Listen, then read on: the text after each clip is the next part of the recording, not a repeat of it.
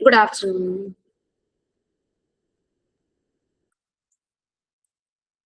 Good afternoon. Good afternoon. ma'am. Good afternoon, ma'am. Good afternoon. Okay, നിങ്ങൾ prayer ഒക്കെ start ചെയ്തിരുന്നോ?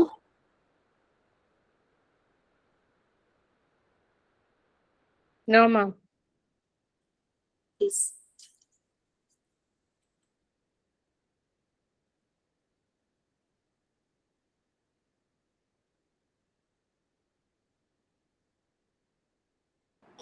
ആരും ഇല്ലേ prayer?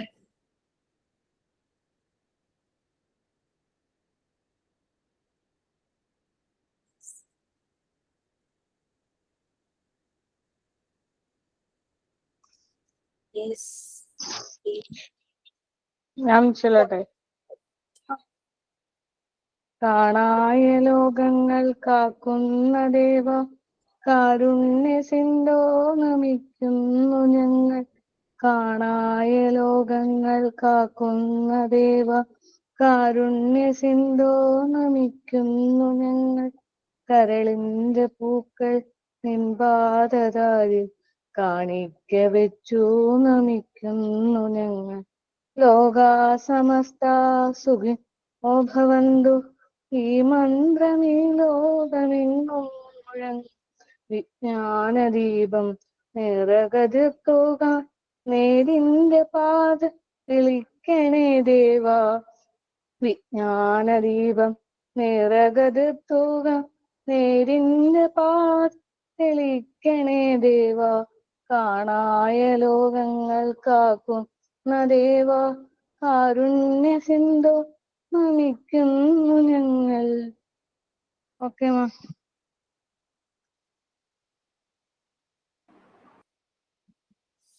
Okay, ഇനി എന്തെങ്കിലും share ചെയ്യാനുണ്ടോ? Thought of the day. Don't compare your life to others. There is no comparison between the sun and the moon.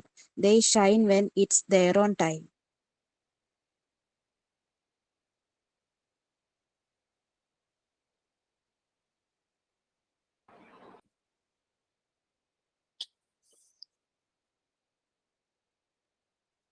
So, നമുക്ക് ശരിക്കും പറഞ്ഞാൽ കുറച്ച് ക്ലാസ്സസ് ഒക്കെ മിസ്സായി. ശരിക്കും നിങ്ങളുടെ ടേം 1 എക്സാമിനേഷന്റെ സമയമായി വരുന്നുണ്ട്.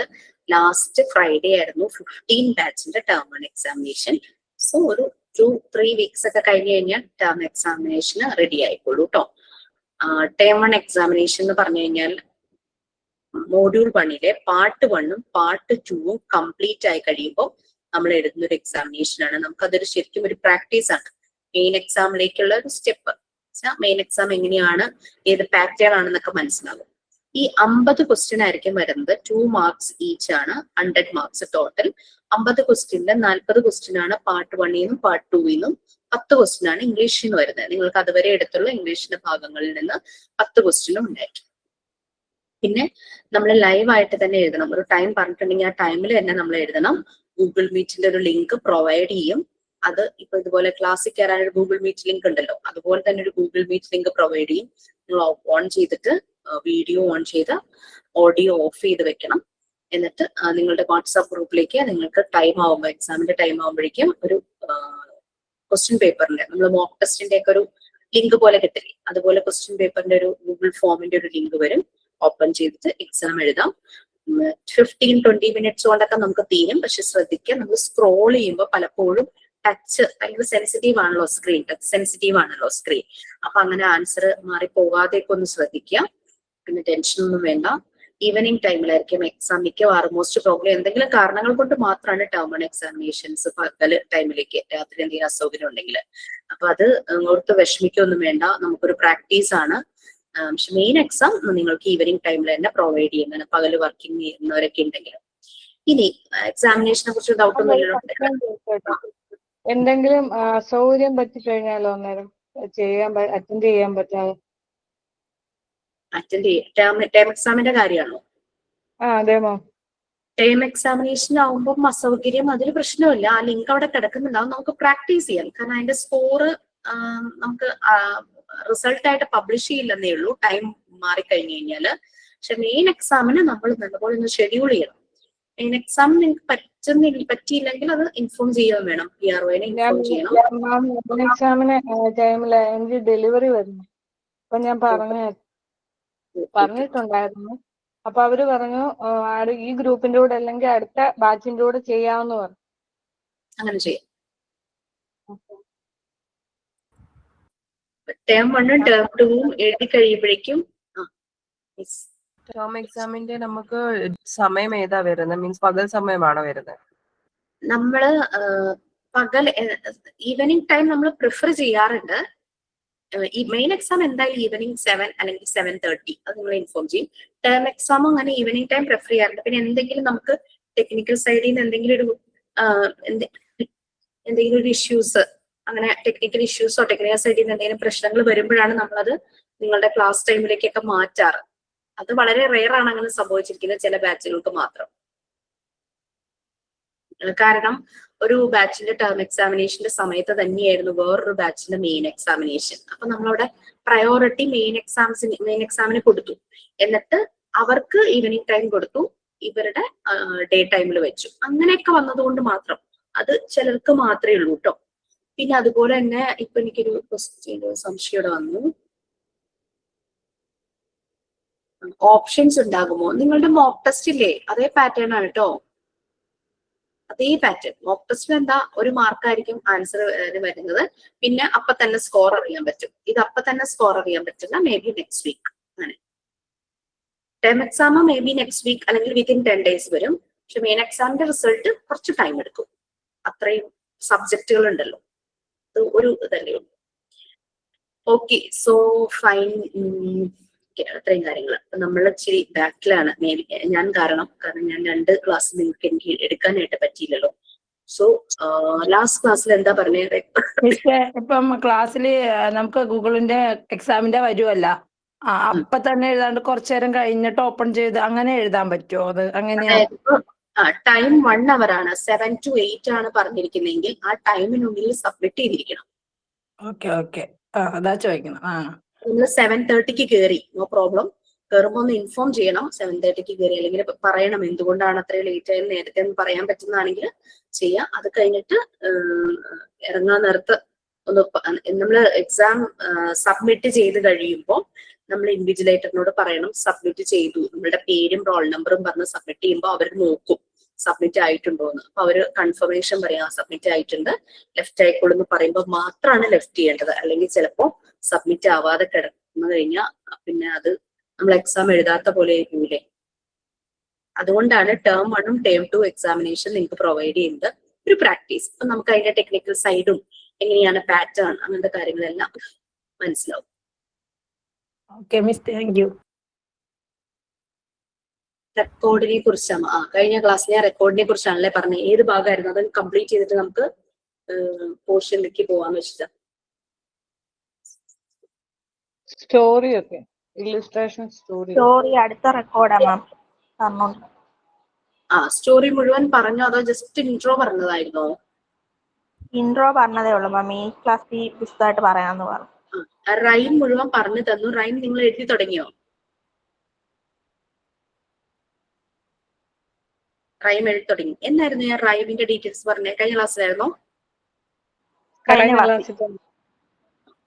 അപ്പൊ റൈം അവിടെ, സ്റ്റോറിയുടെ ഡീറ്റെയിൽ അവിടെ നിൽക്കട്ടെ, നമുക്ക് പോർഷനിലേക്ക് പോകാം. അല്ലെങ്കിൽ വീണ്ടും ടേം എക്സാമിനേഷന്റെ ഡേറ്റിന്റെ ടൈം ആകാറായി, അതുകൊണ്ടാണ്. പിന്നെ പോർഷൻ കഴിഞ്ഞിട്ട് ഞാൻ റെക്കോർഡ് ഡീറ്റെയിൽസ് പറയാം കേട്ടോ.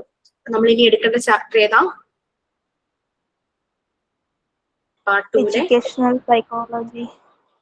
സൈക്കോളജി പാർട്ട് കഴിഞ്ഞോ? Yes ma'am. സൈക്കോളജി പാർട്ടിൽ നമ്മൾ കുറെ സൈക്കോ അനാലിസ്റ്റുകളുടെ കാര്യം പറഞ്ഞിരുന്നു. പിയാജെ, സിഗ്മണ്ട് ഫ്രോയിഡ്, റിക് എറിക്സൺ, വിറ്റോസ്കി ഒക്കെ പറഞ്ഞു. എല്ലാരെയും കഴിഞ്ഞു, 4 പേരും കഴിഞ്ഞു. ഓക്കെ, അപ്പൊ നമുക്ക് എഡ്യൂക്കേഷണൽ സൈക്കോളജിയിലേക്ക് പോവാം. ഞാനൊന്ന് ഷെയർ ചെയ്തേട്ടോ. മാം ഹെൽത്ത് ആൻഡ് ന്യൂട്രീഷനിലെ ആ mental health and hygiene chapter 6 കിട്ടിയിട്ടില്ല.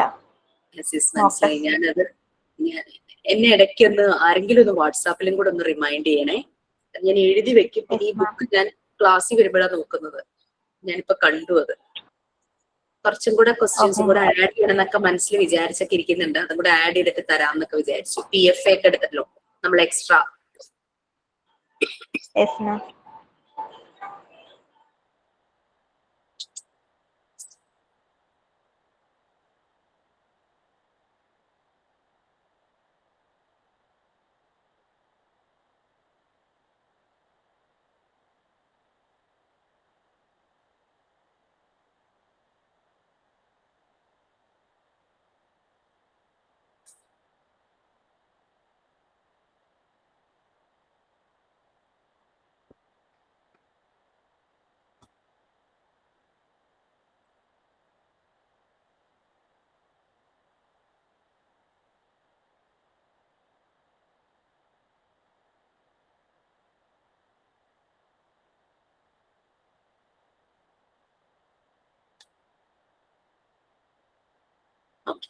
നെക്സ്റ്റ് യൂണിറ്റിലേക്ക് എനിക്ക് തോന്നുന്നു പാർട്ട് 2 ഇനി നിങ്ങൾക്ക് കഴിയാനുള്ളത് ഈ ചാപ്റ്ററും പിന്നെ അവൻ ടീച്ചർ എടുക്കുന്ന നീഡ്സിന്റെ കുറച്ച് പോർഷൻ അല്ലേ ഉള്ളൂ.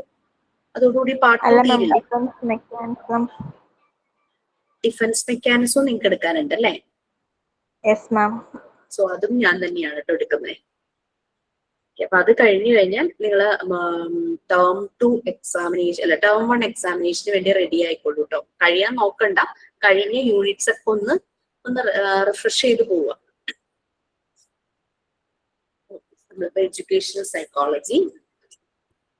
സൈക്കോളജിയുടെ കാര്യങ്ങളെല്ലാം നമ്മൾ പറഞ്ഞു അല്ലെ. സൈക്കോളജിയിൽ നമ്മൾ പറഞ്ഞു ഒരു ഹ്യൂമൻ ബീയിങ്ങിന്റെ ബിഹേവിയർ, അതിന്റെ ഒരു സ്റ്റഡിയാണ്, ഒരു സയന്റിഫിക് സ്റ്റഡിയാണ് സൈക്കോളജി എന്ന് പറയുന്നത്. അത് മാത്രമല്ല ആളുടെ കോഗ്നിറ്റീവ് പ്രോസസ്, ബുദ്ധിപരമായ ചേഞ്ചസ്, അത് മൈൻഡുമായിട്ട് റിലേറ്റഡ്. സൈക്കോളജി ഒരു ഗ്രീക്ക് വേർഡിൽ നിന്നാണ് ഡിറൈവ് ചെയ്തതെന്നും ഒരു സൈക്കോ എന്നുള്ള ഗ്രീക്ക് വേർഡിന്റെ മീനിങ് എന്താണ്? സോൾ അല്ലെ. ലോഗോസ്, സൈക്കോളജിയിലെ ലോഗോസ് എന്നുള്ളതിന്റെ മീനിങ് സയൻസ് എന്നുമാണ്. അങ്ങനെയാകുമ്പോൾ സൈക്കോളജി എന്ന് പറയുന്നത് സയൻസ് ഓഫ് സോൾ, അതായത് സോളിന്റെ ഒരു സയന്റിഫിക് സ്റ്റഡി. സോൾ എന്ന് ഉദ്ദേശിക്കുന്നത് നമ്മുടെ മൈൻഡ് അല്ലെ. മാം പറഞ്ഞ റിപ്പീറ്റ് ചെയ്യാമോ? ക്ലിയർ ആയിട്ടില്ല മാം. ആ വേർഡിന്റെ മീനിങ് പറഞ്ഞാൽ അത് ക്ലിയർ ആയിട്ടില്ല. നമുക്കിത് സൈക്കോളജിയിലുള്ള ഭാഗമായിരുന്നു, മറന്നുപോയോ? സൈക്കോളജി എന്ന് പറഞ്ഞു കഴിഞ്ഞാൽ ഒരു സയന്റിഫിക് സ്റ്റഡി നമ്മൾ പറഞ്ഞു. സൈക്കോളജി എന്നുള്ള ആ ഒരു വേർഡ് ഡിറൈവ് ചെയ്തിരിക്കുന്നത് ഗ്രീക്ക് ലാംഗ്വേജിൽ നിന്നാണ്. 2 ഗ്രീക്ക് വേർഡ് ചേർന്നാണ് സൈക്കോളജി എന്നുള്ള ആ ഒരു വേർഡ് ഡിറൈവ് ആയിരിക്കുന്നത്. അതായത് സൈക്ക് PSYCHE, സൈക്ക് എന്നുള്ളതിന്റെ ഗ്രീക്ക് വേർഡിന്റെ മീനിങ് സോൾ എന്നാണ്. ലോഗോ, സൈക്കോളജിയിലെ ലോഗോ എന്ന് പറയുന്നത്, ലോഗോ എന്നുള്ളതിന്റെ ആ ഒരു മീനിങ് സയൻസ് ആണ്. ഒരു സയന്റിഫിക് സ്റ്റഡി, സോളിന്റെ സയൻസ് ഓഫ് സോൾ, അതാണ് സൈക്കോളജി എന്നുള്ളത് കൊണ്ട് ഉദ്ദേശിക്കുന്നത്. ക്ലിയർ ആയ?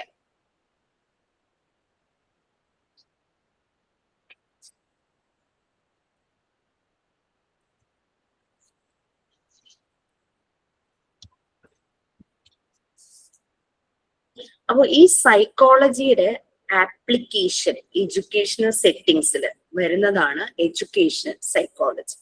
എഡ്യൂക്കേഷൻ എന്ന് പറയുമ്പോൾ മെയിൻ ആയിട്ട് അതിൽ വരുന്ന നല്ല ലൈവ്ലി ആയിട്ടുള്ള 2 പേരാരൊക്കെയാണ്?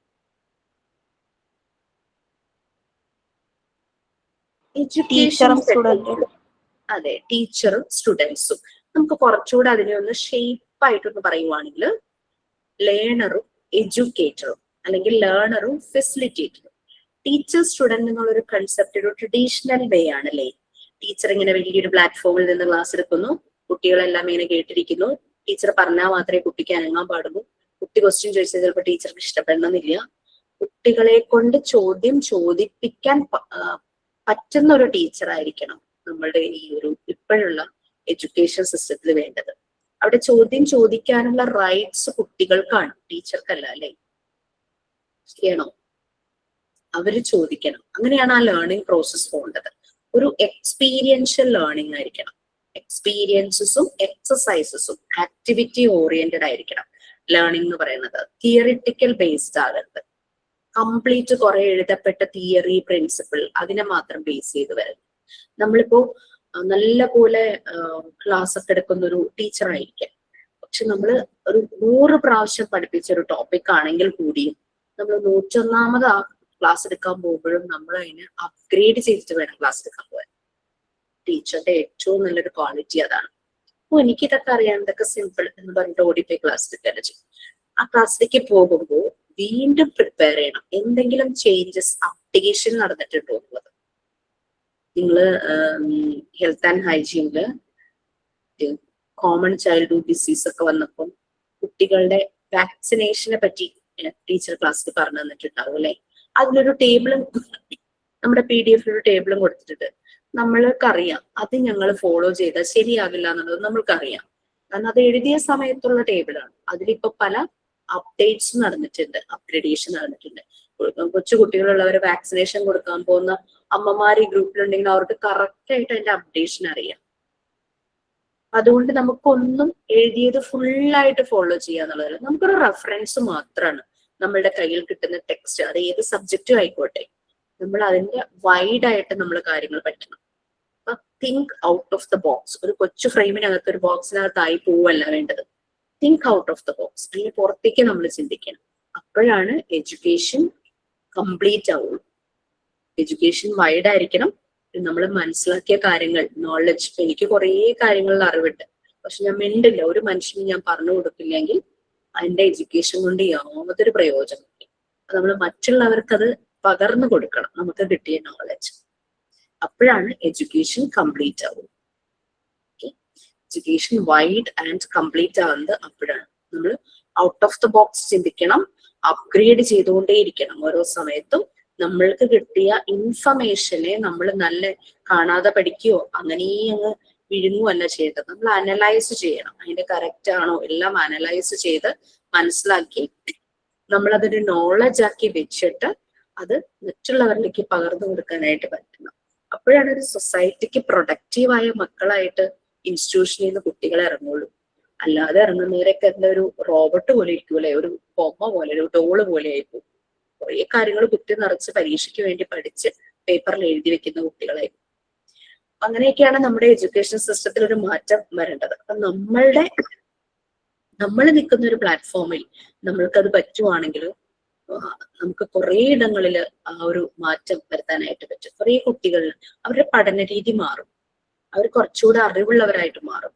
അതിനൊരു കാരണം നമ്മളാകും. അവർക്ക് അവരുടെ പൊട്ടൻഷ്യൽ മനസ്സിലാകും. ഞാൻ മക്കപ്പ് ചെയ്യല്ല, ഞാൻ കാണാതെ പഠിക്കുകയല്ല ചെയ്യേണ്ടത്, ഇങ്ങനെ മനസ്സിലാക്കുക എന്നുള്ളത്. സ്കൂളിലൊക്കെ പഠിക്കുമ്പോൾ നമ്മളൊക്കെ അങ്ങനെ തന്നെയായിരുന്നു, കാണാതെ പഠിച്ച് പരീക്ഷയ്ക്ക് വേണ്ടി എഴുതലായിരുന്നു. എനിക്കൊക്കെ കുറെ നാളുകൾക്ക് ശേഷമാണ് മനസ്സിലായത് അങ്ങനെയല്ല പഠിക്കേണ്ടത്. സ്കൂളും കഴിഞ്ഞ് കോളേജ് എത്തിയപ്പോഴും അത് മനസ്സിലായി. അപ്പം നമുക്ക് അതുപോലുള്ള ടീച്ചർമാര് അങ്ങനെ ചുരുക്കമായിരുന്നു. സയൻസിലെ ചില കാര്യങ്ങൾ മാത്രം അല്ലാതെ അനലൈസ് ചെയ്ത് അത് ആ ടീച്ചർ എടുക്കുന്ന രീതി കൊണ്ടാണ്, അല്ലാതെ വരുന്നത്. മാത്സിലെയും കുറെ കാര്യങ്ങൾ അങ്ങനെ അനലൈസ് ചെയ്യുന്നത്. അതൊക്കെ ഇപ്പൊ നല്ല ഓർമ്മയുണ്ട്. അല്ലാതെ പഠിച്ചതൊക്കെ ചുമ്മാ ഹിസ്റ്ററി ജോഗ്രഫി ഒക്കെ കാണാതെ പഠിക്കുകയായിരുന്നു. ഒട്ടും ഇഷ്ടം ഉണ്ടായില്ല അത് തന്നെ പഠിക്കാനൊന്നും. അങ്ങനെ ഓക്കെ ഓക്കെ. ഇപ്പൊ എഡ്യൂക്കേഷൻ സൈക്കോളജി, നമ്മുടെ സൈക്കോളജിക്കൽ ഫൈൻഡിങ്സ് എഡ്യൂക്കേഷൻ ഫീൽഡിൽ അപ്ലൈ ചെയ്യുന്ന ഒന്നാണ് എഡ്യൂക്കേഷൻ സൈക്കോളജി. അതൊരു സിസ്റ്റമാറ്റിക് സ്റ്റഡിയാണ്. സൈക്കോളജി നമ്മൾ ഓൾറെഡി പറഞ്ഞു, ഒരു ഇൻഡിവിജ്വലിന്റെ ഡെവലപ്മെന്റ്, അതുപോലെ തന്നെ ബിഹേവിയർ, അതാണ് നമ്മൾ സൈക്കോളജിയിൽ കണ്ടത്. അപ്പൊ നമ്മളിവിടെ എന്താണ്, എഡ്യൂക്കേഷണൽ സെറ്റിംഗ്സിൽ ഒരു ഇൻഡിവിജ്വലിന്റെ ഡെവലപ്മെന്റും ബിഹേവിയറും സ്റ്റഡി ചെയ്യുക.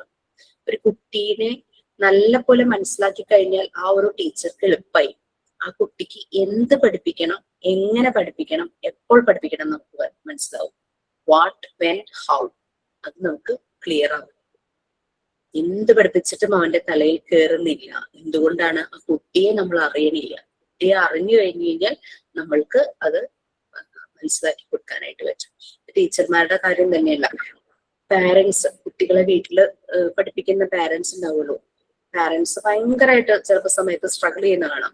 അവർ ട്യൂഷൻസ് ഏൽപ്പിക്കുന്നു. ചിലപ്പോൾ പാരന്റ്സിന് ഇരിക്കാൻ സമയമില്ല, ജോലി അങ്ങനെയുള്ള കാര്യങ്ങളൊക്കെ വരുമ്പോൾ അവർക്കൊട്ടും ഇരിക്കാനായിട്ട് സമയം കിട്ടുന്നില്ല. അങ്ങനെ എത്ര പറഞ്ഞു കൊടുത്തിട്ട് പോകാൻ മനസ്സിലാവില്ല. അങ്ങനെ ഇങ്ങനെ അവനെ പേടിപ്പിക്കുന്നു, പണിഷ് ചെയ്യുന്നു, കുട്ടിക്ക് ഒന്നും മനസ്സിലാവണില്ല. പക്ഷെ കുട്ടിയുടെ പൊട്ടൻഷ്യല് മനസ്സിലാക്കുവാണെങ്കിൽ നമുക്ക് അത് എളുപ്പമായിരിക്കും. അപ്പൊ ബിഹേവിയർ നമ്മൾ പഠിക്കുകയാണ്, ഹ്യൂമൻ ബീയിങ്സിന്റെ എഡ്യൂക്കേഷണൽ സിറ്റുവേഷൻ. ഇപ്പൊ എഡ്യൂക്കേഷണൽ സൈക്കോളജി എന്ന് പറയുന്നത് ബിഹേവിയർ പഠിക്കുകയാണ്. കുട്ടിയുടെ ബിഹേവിയർ മനസ്സിലാക്കിയിട്ടാണ് അവിടെ കുട്ടിയെ പഠിപ്പിക്കാനായിട്ട് ലേണിംഗ് പ്രോസസ്സിലേക്ക് നമ്മൾ കടക്കാൻ പോകും. അതുകൊണ്ട് എഡ്യൂക്കേഷൻ സൈക്കോളജിയെ ബിഹേവിയറൽ സയൻസ് ആണെന്ന് നമുക്ക് പറയാം. എഡ്യൂക്കേഷൻ സൈക്കോളജി അങ്ങനെ രണ്ട് മെയിൻ റെഫറൻസുകളുണ്ട് ഈ ബിഹേവിയർ സയൻസിന്. ഒന്നാണ് ഹ്യൂമൻ ബിഹേവിയറും എഡ്യൂക്കേഷൻ. ഇത് രണ്ടുമാണ് എഡ്യൂക്കേഷൻ സൈക്കോളജിയിൽ വരുന്ന രണ്ട് മെയിൻ റെഫറൻസസ്. അപ്പൊ ഒരു കുട്ടിയെ ഓൾറൗണ്ട് ഡെവലപ്മെന്റിലേക്ക് കൊണ്ടുപോയി അവന്റെ പേഴ്സണാലിറ്റി ഡെവലപ്പ് ചെയ്യാനായിട്ട് എയിം ചെയ്യുന്ന ഒന്നാണ് എഡ്യൂക്കേഷൻ സൈക്കോളജി എന്ന് പറയുന്നത്. ഞാൻ ജസ്റ്റ് ആ തുടക്കം നിങ്ങൾക്ക് എന്താണ് എഡ്യൂക്കേഷൻ സൈക്കോളജി മനസ്സിലാക്കാൻ വേണ്ടി പറഞ്ഞതാണ്. ഇനി ഒന്ന് ആരെങ്കിലും ഒന്ന് റീഡ് ചെയ്യാമോ? ആദ്യം തുടങ്ങി. Yes please. Educational psychology. Definition of educational psychology. Educational psychology is the application of psychological findings in the fields of education. It is the systematic study of the development of the individual within the educational setting. According to Charles E. Skin, educational psychology deals with the behavior of human beings in educational situations. Thus, educational psychology is a behavioral science with two main references, human behavioral and education. It aims to produce attractive changes in a child for the all-round development of his personality. പറഞ്ഞ കാര്യങ്ങൾ തന്നെയാണ്.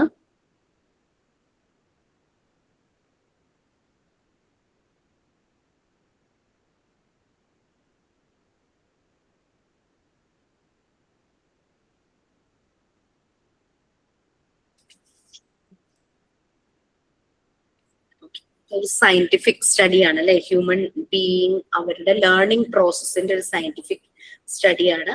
അങ്ങനെ അപ്പൊ ശരിക്കും നമ്മളുടെ education സിസ്റ്റത്തില് കുറെ പുതിയ പുതിയ കാര്യങ്ങൾ കൊണ്ടുവരുന്നുണ്ട്. പക്ഷെ അതിന്റെ ശരിയായ രീതിയിലുള്ള ഒരു ആപ്ലിക്കേഷൻ നടക്കാത്ത കാരണമാണ് പലപ്പോഴും അത് സക്സസ് ആകാത്ത, കറക്റ്റ് ഒരു റിസൾട്ട് കിട്ടാത്തത്. ആപ്ലിക്കേഷൻ ലെവലിൽ വരുമ്പോൾ പല ചലഞ്ചസ് ആണ്. TPP എന്ന് പറയുന്ന സിസ്റ്റം പണ്ട് വന്നത് ഓർമ്മയുണ്ടോ? കാര്യം വളരെ രസകരമായിരുന്നു, പക്ഷെ അതിന്റെ ആപ്ലിക്കേഷൻ ഫെയിലിയർ ആയിപ്പോയി. അത് നല്ല രീതിയിൽ പോവുകയാണെങ്കിൽ നമ്മുടെ കുട്ടികൾക്ക് കുറെ കാര്യങ്ങൾ ഒരു സെൽഫ് മെയ്ഡ് ആയനെ, കുറച്ചൊക്കെ മോണ്ടിസോറി മെത്തേഡുമായിട്ട് കണക്ട് ആവുന്ന ഒരു കാര്യമായിരുന്നു DPP ഇത്. പിന്നെ ഇപ്പം നാഷണൽ എഡ്യൂക്കേഷൻ പോളിസിയുടെ ഭാഗമായിട്ട് ഒരു മെത്തേഡ് കൊണ്ടുവന്നു. അത് എല്ലായിടത്തും പക്ഷെ വർക്ക്ഔട്ട് ആയില്ല. അതായത് കുട്ടികൾക്ക് പകുതി സമയം പഠനം, ബാക്കി ഹാഫ് ടൈം അവരുടെ ആസ്പിരേഷൻ എന്താണോ, അത് വലിയ ക്ലാസ്സിലെ കുട്ടികൾക്ക് കേട്ടോ, ആസ്പിരേഷൻ എന്താണോ അതിനനുസരിച്ചുള്ള ചെറിയ ജോബുകൾക്ക്, പാർട്ട് ടൈം ജോബിന് അവർക്ക് പോകാം. പക്ഷെ പലരും ആ സമയത്ത് കിടന്നുറങ്ങുന്നു, മൊബൈൽ നോക്കുന്നു. പിന്നെ ചില കുട്ടികൾ സ്വിഗ്ഗി, സൊമാറ്റോ, യൂബർ അങ്ങനെയുള്ളത്, അല്ലാണ്ട് അവരുടെ റിലേറ്റഡ് സ്റ്റഡിക്ക് പറ്റുന്ന രീതിയിലുള്ള പാർട്ട് ടൈം ജോബൊന്നും നമ്മുടെ നാട്ടിലായതുകൊണ്ടുള്ള ലിമിറ്റേഷൻസോ ചലഞ്ചസോ ആയിരിക്കാം. പുറത്തൊക്കെ അങ്ങനെയല്ല അല്ലെ, പുറത്തെ കൺട്രീസിലൊക്കെ അങ്ങനെ ഒരു പാർട്ട് ടൈം ജോബിന് പോയി അങ്ങനെ കാര്യങ്ങൾ ചെയ്യും. അപ്പൊ അങ്ങനെ നമ്മളുടെ പല മെത്തേഡ്സും അതിന്റെ ആപ്ലിക്കേഷൻ ലെവലിൽ വരുമ്പോഴാണ് പല രീതിയിലുള്ള ചലഞ്ചസും റിസൾട്ടും കറക്റ്റ് കിട്ടാതെ വരുന്നത്. ഇനി ആളുകൾ എങ്ങനെ വേരിയസ് സെറ്റിങ്സിൽ പഠിക്കുന്നു, അതായത് അതിപ്പോ സ്കൂളിലാണെങ്കിലും ശരി, വർക്ക് പ്ലേസ്, ഒരു ജോലി സ്ഥലത്തും ആളുകളെ ട്രെയിൻ ചെയ്യിക്കേണ്ടതായിട്ടുള്ള ആവശ്യം വരുമല്ലോ. പലപ്പോഴും എഡ്യൂക്കേഷൻ സൈക്കോളജി ഇൻസ്റ്റിറ്റ്യൂട്ട് ലെവലിലോ സ്കൂളിലോ മാത്രമല്ല, നമ്മൾ ഇതുപോലെയുള്ള വർക്ക് പ്ലേസിൽ, അതുപോലെ വീട്ടിൽ നടക്കും. നമുക്ക് നമ്മുടെ ഒരു കുട്ടിയെ പഠിപ്പിക്കണമെങ്കിൽ നമ്മൾക്ക് ഇത് അറിഞ്ഞിരിക്കണം. എഡ്യൂക്കേഷൻ സൈക്കോളജി ടീച്ചർമാരും മാത്രം അറിഞ്ഞിരിക്കേണ്ട ഒരു സയന്റിഫിക് ആയിട്ടുള്ള സ്റ്റഡി അല്ല, ഒരു ബിഹേവിയർ സയൻസ് അല്ല എഡ്യൂക്കേഷൻ സൈക്കോളജി എന്ന് പറയുന്നത്. ഒരു അമ്മ കുഞ്ഞിനെ വളർത്തുമ്പോൾ നമുക്കറിയാം, ഈ ഒരു ഗ്രൂപ്പിലെ പല പാരന്റ്സിനും 2 കുട്ടികൾ, 3 കുട്ടികൾ, 4 കുട്ടികളൊക്കെ ഉണ്ടാകും. നമ്മുടെ പാരന്റ്സിനും ഉണ്ടായിരുന്നു കാണും 4, 5, 6 കുട്ടികൾ. അതിനു മുമ്പുള്ള ജനറേഷനിലും അതിൽ കൂടുതൽ കാണും. ഒരു കുട്ടിയുള്ളവരുണ്ടെങ്കിൽ കാണും. ഇത് ഞാനിപ്പോ ഒന്നിൽ കൂടുതൽ കുട്ടികളുള്ള പാരന്റ്സിന്റെ കാര്യം പറയുവാണെങ്കിൽ, ആദ്യമായിട്ട് മാതാപിതാക്കളാകുന്നു. ഒരു കുഞ്ഞ് ജനിക്കുമ്പോൾ അവരും ഒരു അച്ഛനും അമ്മയും ജനിക്കുവാണല്ലേ. അപ്പൊ ആദ്യത്തെ കുട്ടിയുടെ പാരന്റ്സ് ആവരുത് രണ്ടാമത്തെ കുട്ടിയുടെ യുണീക്ക് ആണ്. എല്ലാ കുട്ടികളും യുണീക്ക് പീസ് ആണ്, വ്യത്യസ്തതയുള്ളവരാണല്ലേ, വളരെ യുണീക്കാണ്, പ്രത്യേകതകൾ ഉള്ളവരാണ്. എല്ലാവരും ഒരുപോലെയല്ല. രണ്ടാമതും ഇവര് പുതിയ അച്ഛനും അമ്മയായിട്ട് ജനിക്കണം. രണ്ടാമതൊരു കുട്ടി ഉണ്ടായാൽ, മൂന്നാമത്തെ കുട്ടി ഉണ്ടായാലും ഇത് തന്നെ, പുതിയ അച്ഛനും അമ്മയായിട്ട് ജനിക്കണം. ഈ ക്ലാസ്സിൽ എപ്പോഴും പറയാറുള്ള കാര്യം തന്നെയാണ്. അപ്പൊ അത് നമ്മളും അവിടെ എഡ്യൂക്കേറ്റഡ് ആവുകയാണ്. അപ്പൊ എഡ്യൂക്കേഷണൽ സൈക്കോളജി ഇങ്ങനെയുള്ള എല്ലാ തലങ്ങളിലും ആപ്ലിക്കബിൾ ആണ്.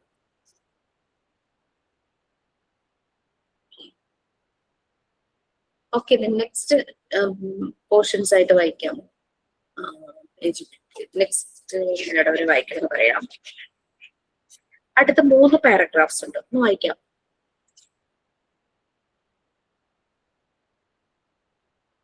സ്ക്രോൾ ചെയ്തിട്ട് സ്ക്രോൾ ആയില്ല.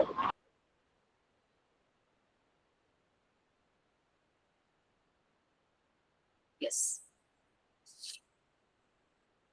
ആരാ റീഡ് ചെയ്യാം? ഞാൻ റീഡ് ചെയ്യണം മാം? വേറെ ആരെങ്കിലും റീഡ് ചെയ്യണം? ഞാൻ മതി. സ്റ്റാർട്ട് ചെയ്യണം. Okay. Thus, educational psychology is primarily concerned with understanding the processes of teaching and learning that place within formal surroundings and developing ways of improving those methods. It covers important topics like learning theory, teaching methods, motivations, cognitive, emotional, and moral development, parent-child relationships, etc. Educational psychology helps the teacher to understand the students and improves their ability. The field of educational psychology involves the study of memory, theoretical process, and individual difference via cognitive psychology. In conceptualizing new strategies for learning processes in humans, educators change the teaching methods and environments so that the maximum number of students is served in general education environment. The educational psychologist studies the individual differences of students and devises special education programs for the students of exclusive needs. Special educators provide a continuity of services in which students with special needs receive varying degrees of support based on their individual needs. Common special needs includes learning disabilities, communication disabilities, emotional and behavioral disorders, physical disabilities, and developmental disabilities. Students with these kinds of special needs are likely to benefit from the additional educational services such as different path to teaching, the use of technology, a specifically suitable teaching area, or a resource room. The Montessori method of education itself is a method which helps the especially needed students to a large extent, as it is a method based on individual attention.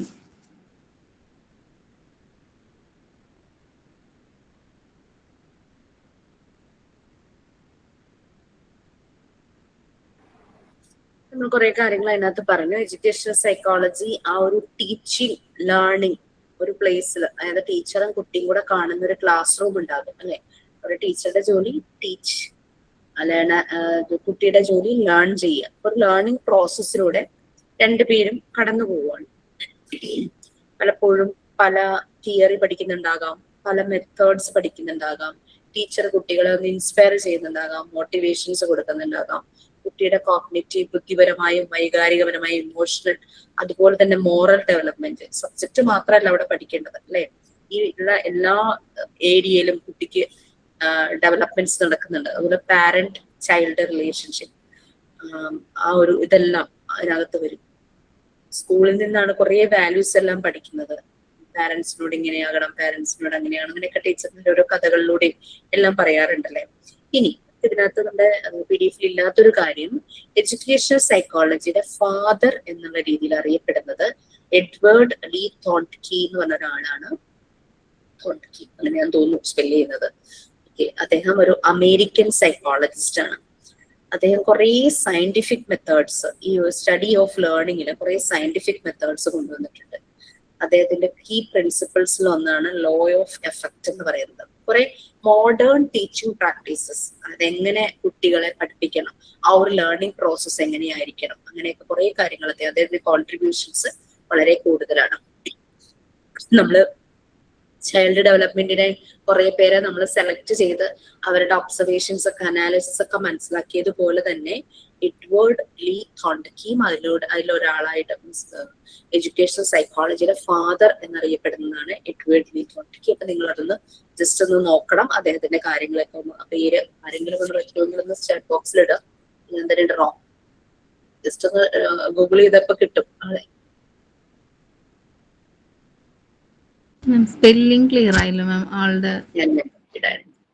Edward നമുക്ക് പിന്നെയും പരിചയമുള്ള ഒരു വാക്കാണ്, ലീയും പരിചയമാണ്. ഞാൻ chat ബോക്സിൽ ഇടാം.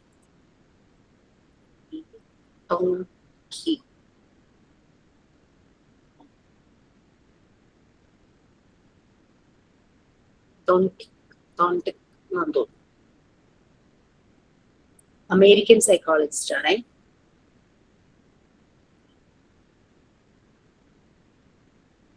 അദ്ദേഹം father of educational psychology. അങ്ങനെ കുറേ സയന്റിഫിക് ആയിട്ടുള്ള ടീച്ചിങ് മെത്തേഡ്സ് ലേണിംഗ് പ്രോസസ്സിൽ എന്തൊക്കെ ആഡ് ചെയ്യാം അങ്ങനെയുള്ള കാര്യങ്ങളെല്ലാം അദ്ദേഹം പ്രൊവൈഡ് ചെയ്തിട്ടുണ്ട്. ഒരു സിസ്റ്റമാറ്റിക്, ഒരു സ്ട്രക്ചർ ആയിട്ടുള്ള ഒരു ലേണിംഗ് മെത്തേഡ് കൊണ്ടുവന്നിട്ടുണ്ട്. അതുകൊണ്ടാണ് അദ്ദേഹത്തെ അത്രയും കോൺട്രിബ്യൂഷൻസ് ചെയ്തത് കൊണ്ടാണ് അദ്ദേഹത്തിന് ആ ഒരു റെപ്യൂട്ടഡ് ആയിട്ട് ഒരു രീതിയിൽ എല്ലാവരും കാണുന്നത്.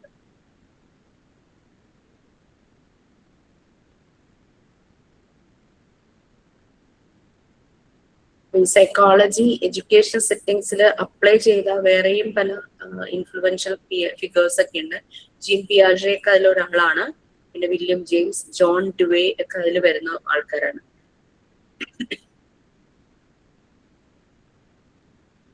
ആളുടെ പേര് കിട്ടിയല്ലോ അല്ലെ?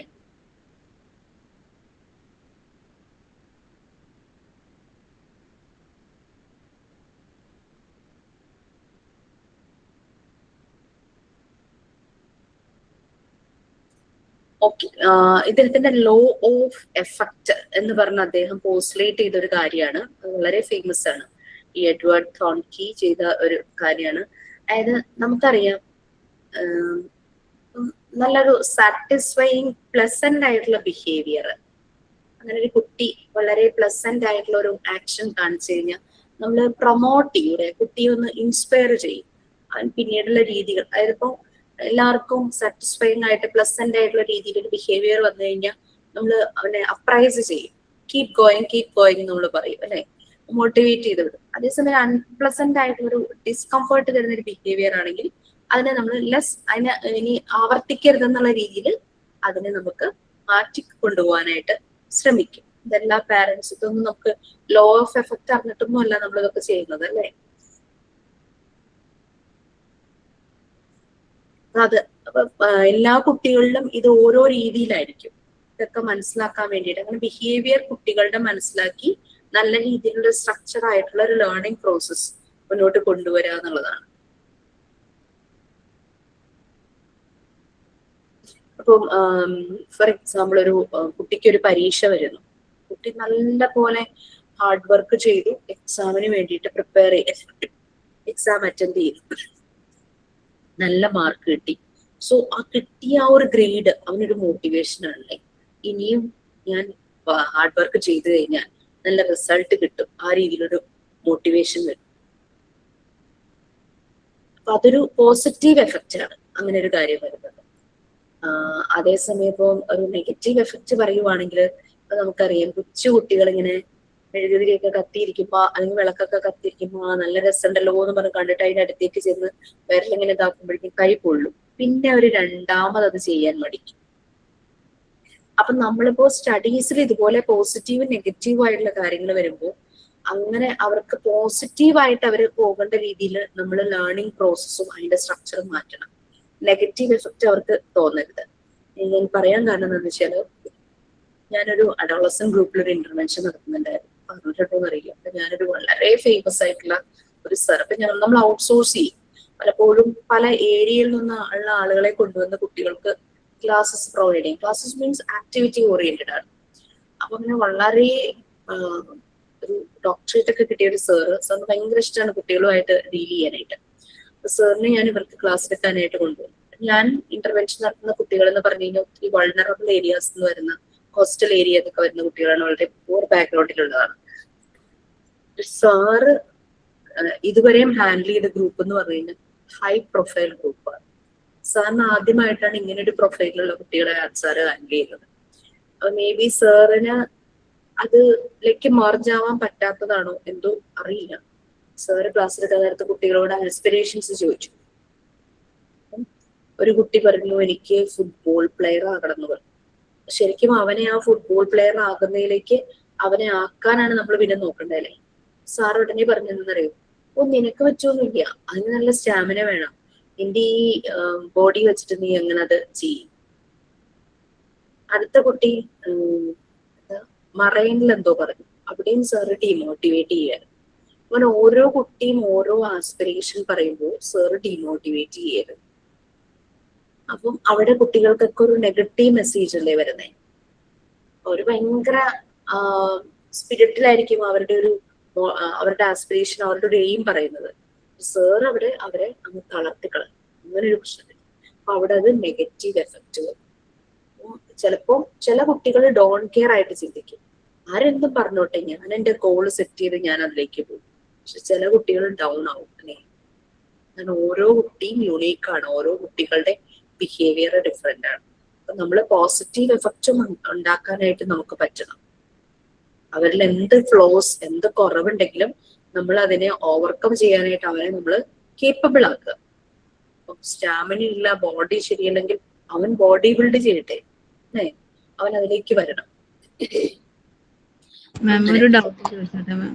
ഇപ്പോ മക്കള് ചിലപ്പോ പഠിക്കാനുള്ള മടി കൊണ്ടൊക്കെ അവര് പഠിക്കാനുള്ള മടി കൊണ്ട് അല്ലെങ്കിൽ പഠിക്കുന്നത് ഒരു ബുദ്ധിമുട്ടായിട്ടും കൂടുതൽ പഠിക്കണ്ടേ എന്നുള്ളൊരു ചിന്ത കൊണ്ട് അവര് ഇങ്ങനെ ചെറിയ ചെറിയ ജോലി, ഇങ്ങനെ പെട്രോൾ ബങ്കിലുള്ള ജോലി നല്ലതാണല്ലേ അങ്ങനെ പറയുന്നുണ്ടല്ലോ ചില കുട്ടികൾ. അപ്പൊ അവരെ ആ ഒരു സിറ്റുവേഷനിൽ നമ്മൾ ആ ജോബ് അതിന് കുറെ ഡീമെറിറ്റ്സ് ഉണ്ട് എന്നുള്ളത് തന്നെയല്ലേ മാം അവരോട് പറയേണ്ടത് അല്ലേ മാം? ഇങ്ങനത്തെ ഒരു സെൽഫ് എസ്റ്റീം കുറഞ്ഞിട്ട് കുട്ടികൾ പഠിക്കാൻ പറ്റൂ ഇല്ലേ എന്നുള്ളൊരു, അല്ലെങ്കിൽ ബുദ്ധിമുട്ടാണ് പഠിക്കുന്ന കാര്യം എന്നുള്ളൊരു ചിന്ത കൊണ്ട് അവര് ഈസി ആയിട്ടുള്ള ഇങ്ങനെ പണികൾ എടുക്കാതെ അല്ലെങ്കിൽ അധികം സ്ട്രെസ് ഇല്ലാതെ ചെയ്യുന്ന ജോബുകൾ സെലക്ട് ചെയ്യാൻ അവര് തോന്നുകയാണ് അവർക്ക്.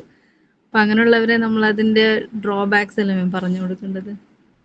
അതായത് നമ്മളിപ്പം അവരെ ഹാൻഡിൽ ചെയ്യാന്ന് പറഞ്ഞു കഴിഞ്ഞാലേ നമ്മൾ വേറൊരു മെത്തേഡ് ഉപയോഗിക്കേണ്ടവരും. പ്രസിദ്ധ ഇത് പറഞ്ഞപ്പോ ഞാൻ ഓർക്കുകയാണ്, ഞാൻ കഴിഞ്ഞൊരു 2023-24 ആ സമയത്ത് ഞാൻ ട്രിവാൻഡത്ത് ഒരു മോഡൽ സ്കൂൾ ഉണ്ട്, ബോയ്സ് മാത്രം പഠിക്കുന്നതാണ്.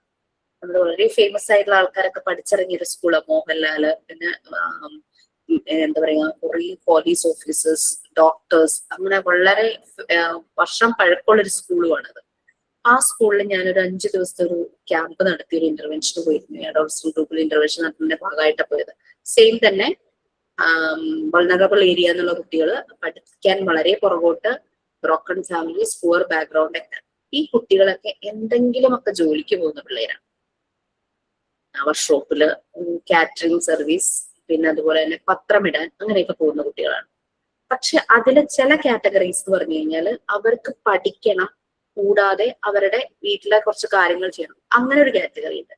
വേറൊരു കാറ്റഗറി എന്ന് പറഞ്ഞു കഴിഞ്ഞാൽ ഗേൾ ഫ്രണ്ട് ഒക്കെ ഉണ്ടായിരിക്കും, അവരെ ഒന്ന് സന്തോഷിപ്പിക്കാനായിട്ടൊന്ന് ഐസ്ക്രീം കഴിക്കാൻ പോവുക, പിന്നെ എന്താ പറയാ ബൈക്കില് പെട്രോൾ അടിക്കാനായിട്ട് കാശ് കിട്ടുക, പിന്നെ നല്ലൊരു ഫോൺ വാങ്ങുക. ഇതിനപ്പുറത്തേക്കൊരു ചിന്ത ചില 1-2 കുട്ടികളുടെ ഞാനത് കണ്ടു, ആ ഒരു ചിന്തയില്ല. ഇപ്പൊ പത്രം ഇടാൻ പോകുമ്പോൾ അവർക്ക് എനിക്ക് 6000 രൂപയോ അവൻ എന്തോ കിട്ടും. അപ്പൊ അവന്റെ ഈ നീഡ്സ് എല്ലാം അതിൽ ഫുൾഫിൽ ചെയ്യപ്പെടുക. അവനെ സംബന്ധിച്ച് അവന്റെ ലോകം അത്രേ ഉള്ളൂ, അവന്റെ ആഗ്രഹങ്ങളും അതിൽ ഒതുങ്ങുക. ഓക്കെ, ഇപ്പം നമുക്ക് അവരോട് നിനക്ക് അതുപോലെ ഇതുപോലെ അതൊന്നും നമുക്ക് പറഞ്ഞു കൊടുക്കാൻ പറ്റില്ല. നമ്മൾ അവരെ ഇങ്ങനെ ഒരു സൈക്കോളജിക്കൽ അനാലിസിസ് നടത്തും. നിന്റെ നീഡ്സ് നാളെ ഇതിനപ്പുറത്തേക്ക് വന്ന് അതിനുള്ള ഒരു വേ എങ്ങനെ കണ്ടെത്തും, ആ ഒരു രീതിയിൽ നമ്മൾ ഇവരെ കൊണ്ടുപോകും. ചില തെറാപ്പി സെഷനിലൂടെ കൊണ്ടുപോകും. അവർക്ക് മനസ്സിലാകും ഈ ഒരു 6000 രൂപ അല്ലെങ്കിൽ 9000 രൂപയിൽ എനിക്കിത് നടക്കില്ല. സോ എഡ്യൂക്കേഷന്റെ ഇമ്പോർട്ടൻസ് നമ്മൾ അങ്ങനെ അവരെ മനസ്സിലാക്കി കൊടുക്കുക. ഈ മനസ്സിലാകാത്ത ഒരു പയ്യനുണ്ടായിരുന്നു, നമുക്ക് 100 പേരും മനസ്സിലാകാൻ പറ്റില്ല, നമ്മൾ മാക്സിമം അവരുടെ പുറകെ പോകും. ഈ മനസ്സിലാക്കാത്ത ഒരു പയ്യൻ ഈ സെഷനൊക്കെ കഴിഞ്ഞിട്ട് എന്നെ കോണ്ടാക്ട് ചെയ്യണ്ടായി. അവനൊരു ഗേൾ ഫ്രണ്ട് ഉണ്ട്, ബൈക്ക് ഉണ്ട്, അവൻ എവിടെയോ ഇങ്ങനെ ജോബിന് പോവുക. അവന് മാസം 10,000 രൂപയ്ക്കുള്ളിൽ അങ്ങോട്ട് കിട്ടും. ഒരു ദിവസം എന്നെ വിളിച്ചിട്ടുണ്ട്, മിസ് വണ്ടി ഓഫായി പോയി, എനിക്ക് പെട്രോൾ അടിക്കണം, എനിക്ക് കാശൊന്ന് ജിപേ ചെയ്യാമെന്ന് വെച്ചു. ഞാൻ പറഞ്ഞു നിന്റെ അമ്മയെ വിളിക്കട്ടെ, അമ്മ പറയട്ടെ, എനിക്ക് കാശ് കൊടുത്തോളാം. അമ്മ പറയുവാണെങ്കിൽ ഞാൻ ഡെഫിനറ്റ്ലി ഞാൻ തരുന്നു പറഞ്ഞു. വേണ്ട മിസ്, നോ താങ്ക്സ് എന്ന് വെച്ചു ഫോൺ. അപ്പൊ അങ്ങനെ മനസ്സിലാതെ ചില കാറ്റഗറീസ് വരും. അവിടെ നമ്മൾ എന്ത് ചെയ്തിട്ടും കാര്യമില്ല. അവർ പിന്നെ ലൈഫിൽ എക്സ്പീരിയൻസ് ചെയ്യുക എന്നുള്ളതാണ് വളരെ സങ്കടകരമായ അവസ്ഥയാണത്. നമ്മുടെ സ്വന്തം മക്കളോ നമുക്ക് തൊട്ടറിയാവുന്നവരോ കുറെ അവന്റെ കാര്യത്തിൽ ഞാൻ ഏറ്റവും എഫേർട്ട് എടുക്കുന്നത് ഇപ്പൊ എന്നെ വിളിച്ച പയ്യന്റെ കാര്യത്തില്. പക്ഷെ അവിടെ എനിക്ക് ഒന്നും ചെയ്യാൻ പറ്റിയില്ല. ഇപ്പൊ മാറ്റം ഉണ്ടോന്ന് എനിക്കറിയില്ല. അവന്റെ വീട്ടിൽ ഞാൻ പോയി. വീട്ടിൽ പോവാന്ന് പറഞ്ഞു കഴിഞ്ഞാൽ ഏതാണ്ട് ബാലികേറാമല കയറുന്ന പോലെയാണ്. റോഡിൽ ഇറങ്ങിയിട്ട് അത് മഴക്കാലം ചെളി പിടിച്ച് നടക്കുവാണേ, നമ്മൾ വീട്ടില് ആ ഒരു രീതിയിലാണ് പോകുന്നത്. ഞങ്ങൾ ഇങ്ങനെ കൈ കോർത്ത് പിടിച്ച് ആണ് ഞങ്ങൾ സാറുമാരും കൂടെ പോയത്. കാരണം വീഴും. അതുപോലത്തെ ഇങ്ങനെ തട്ടായിട്ട് ഇതിന്റെ ഏതോ ഒരു മുകളിലൊരു കുന്നിന്റെ മുകളിലായിരുന്നു വീട്. അത്രയും കഷ്ടപ്പെട്ട് സ്ട്രഗിൾ ചെയ്ത് നമ്മളവിടെ ചെന്നു. പക്ഷെ അതിൻ്റെതായ യാതൊരു കൺസേൺ, കാരണം അവന്റെ ഉള്ളിൽ നിന്നൊക്കെ അത് പോയി കഴിയും. ആൻഡ് വേറൊരു ലോകത്ത് ജീവിക്കുക. അവരെ നമ്മൾ തിരിച്ചു കൊണ്ടുവരിക എന്ന് പറഞ്ഞാൽ ഇറ്റ്സ് വെരി ടഫ്. പിന്നെ ലൈഫിൽ എന്തെങ്കിലും എക്സ്പീരിയൻസ് ചെയ്യണം. അങ്ങനെ ഒരു എക്സ്പീരിയൻസ് വന്നേ അത് ശരിയാവും. കുറെ പേർക്ക് ഒത്തിരി മാറ്റങ്ങൾ വന്നു. ലൈക്ക് ഇങ്ങനെ അച്ഛൻ മരിച്ചുപോയ 2-3 കുട്ടികളുണ്ടായിരുന്നു നമ്മുടെ ആ ഒരു ഗ്രൂപ്പില്. അപ്പൊ 5-ാം ദിവസമായപ്പോ ഒരു മോൻ വന്നിട്ട് പറഞ്ഞതാണ്, മിസ് എനിക്ക് എന്റെ അമ്മയുടെ കല്യാണം നടത്തി കൊടുക്കണം. അവൻ എന്റെ അടുത്ത് വന്നു, എന്റെ അമ്മ ചെറുപ്പമാണ്, അമ്മയുടെ ജീവിതം കഴിഞ്ഞിട്ടില്ല, എനിക്ക് എന്റെ അമ്മയുടെ കല്യാണം, 2ാമത്തെ കല്യാണം എനിക്ക് നടത്തി കൊടുക്കും. എന്നിട്ട് ആ കല്യാണം മോൻ നടത്തി കൊടുത്തു. ഭയങ്കര ഹാപ്പി ആയിട്ട് ജീവിക്കുന്നു.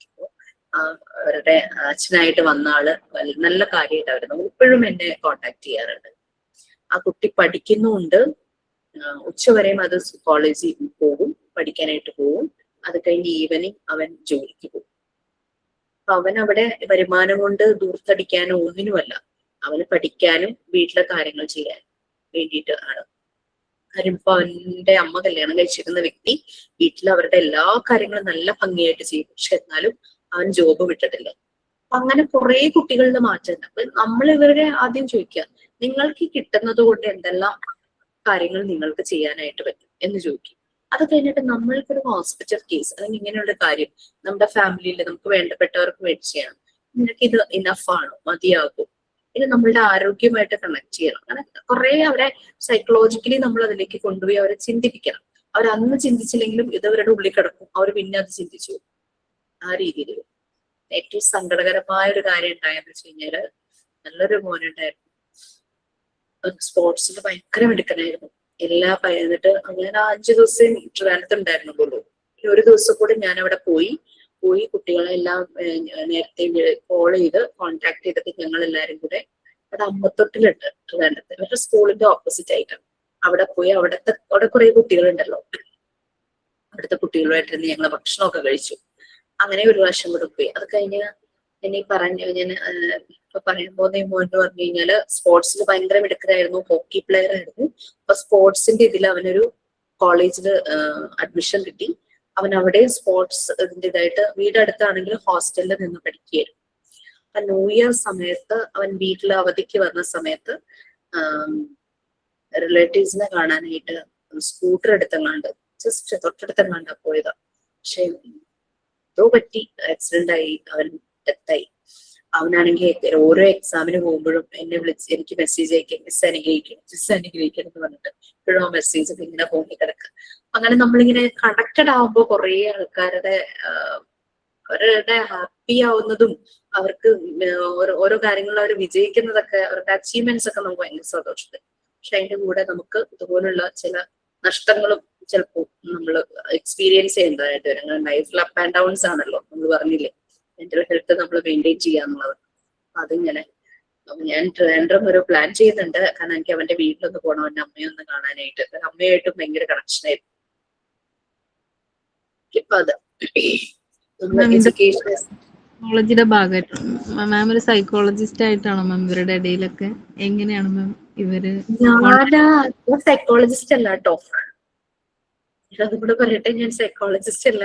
ഞാൻ മോണ്ടിസോറിയുടെ കോഴ്സ് ചെയ്തതിന് ശേഷം MSW കൗൺസിലിംഗ് ചെയ്തു. കൗൺസിലിംഗ് ചെയ്തുകൊണ്ടിരിക്കുന്ന സമയത്ത് എനിക്ക് കുറെ ഓഫർ വന്നു കോളേജുകളിൽ ക്ലാസ് എടുക്കാനായിട്ട്. അത് നമ്മള് ചില ചെടികളുടെ വിത്തുകളില്ലേ എവിടെയെങ്കിലും പാകിക്കഴിഞ്ഞ് ഇങ്ങനെ സ്പ്രെഡ് ആവണ പോലെ, അതുപോലെ ഒരു ക്ലാസ് ഞാൻ എവിടെയോ എടുത്തു. അത് അറിഞ്ഞു കേട്ട് കുറെ പേര് ഇങ്ങനെ വിളിച്ചു. അങ്ങനെ ഞാൻ ഓൾമോസ്റ്റ് കുറെ സ്ഥലങ്ങളിൽ ക്ലാസ് എടുക്കാനായിട്ട് പോയി.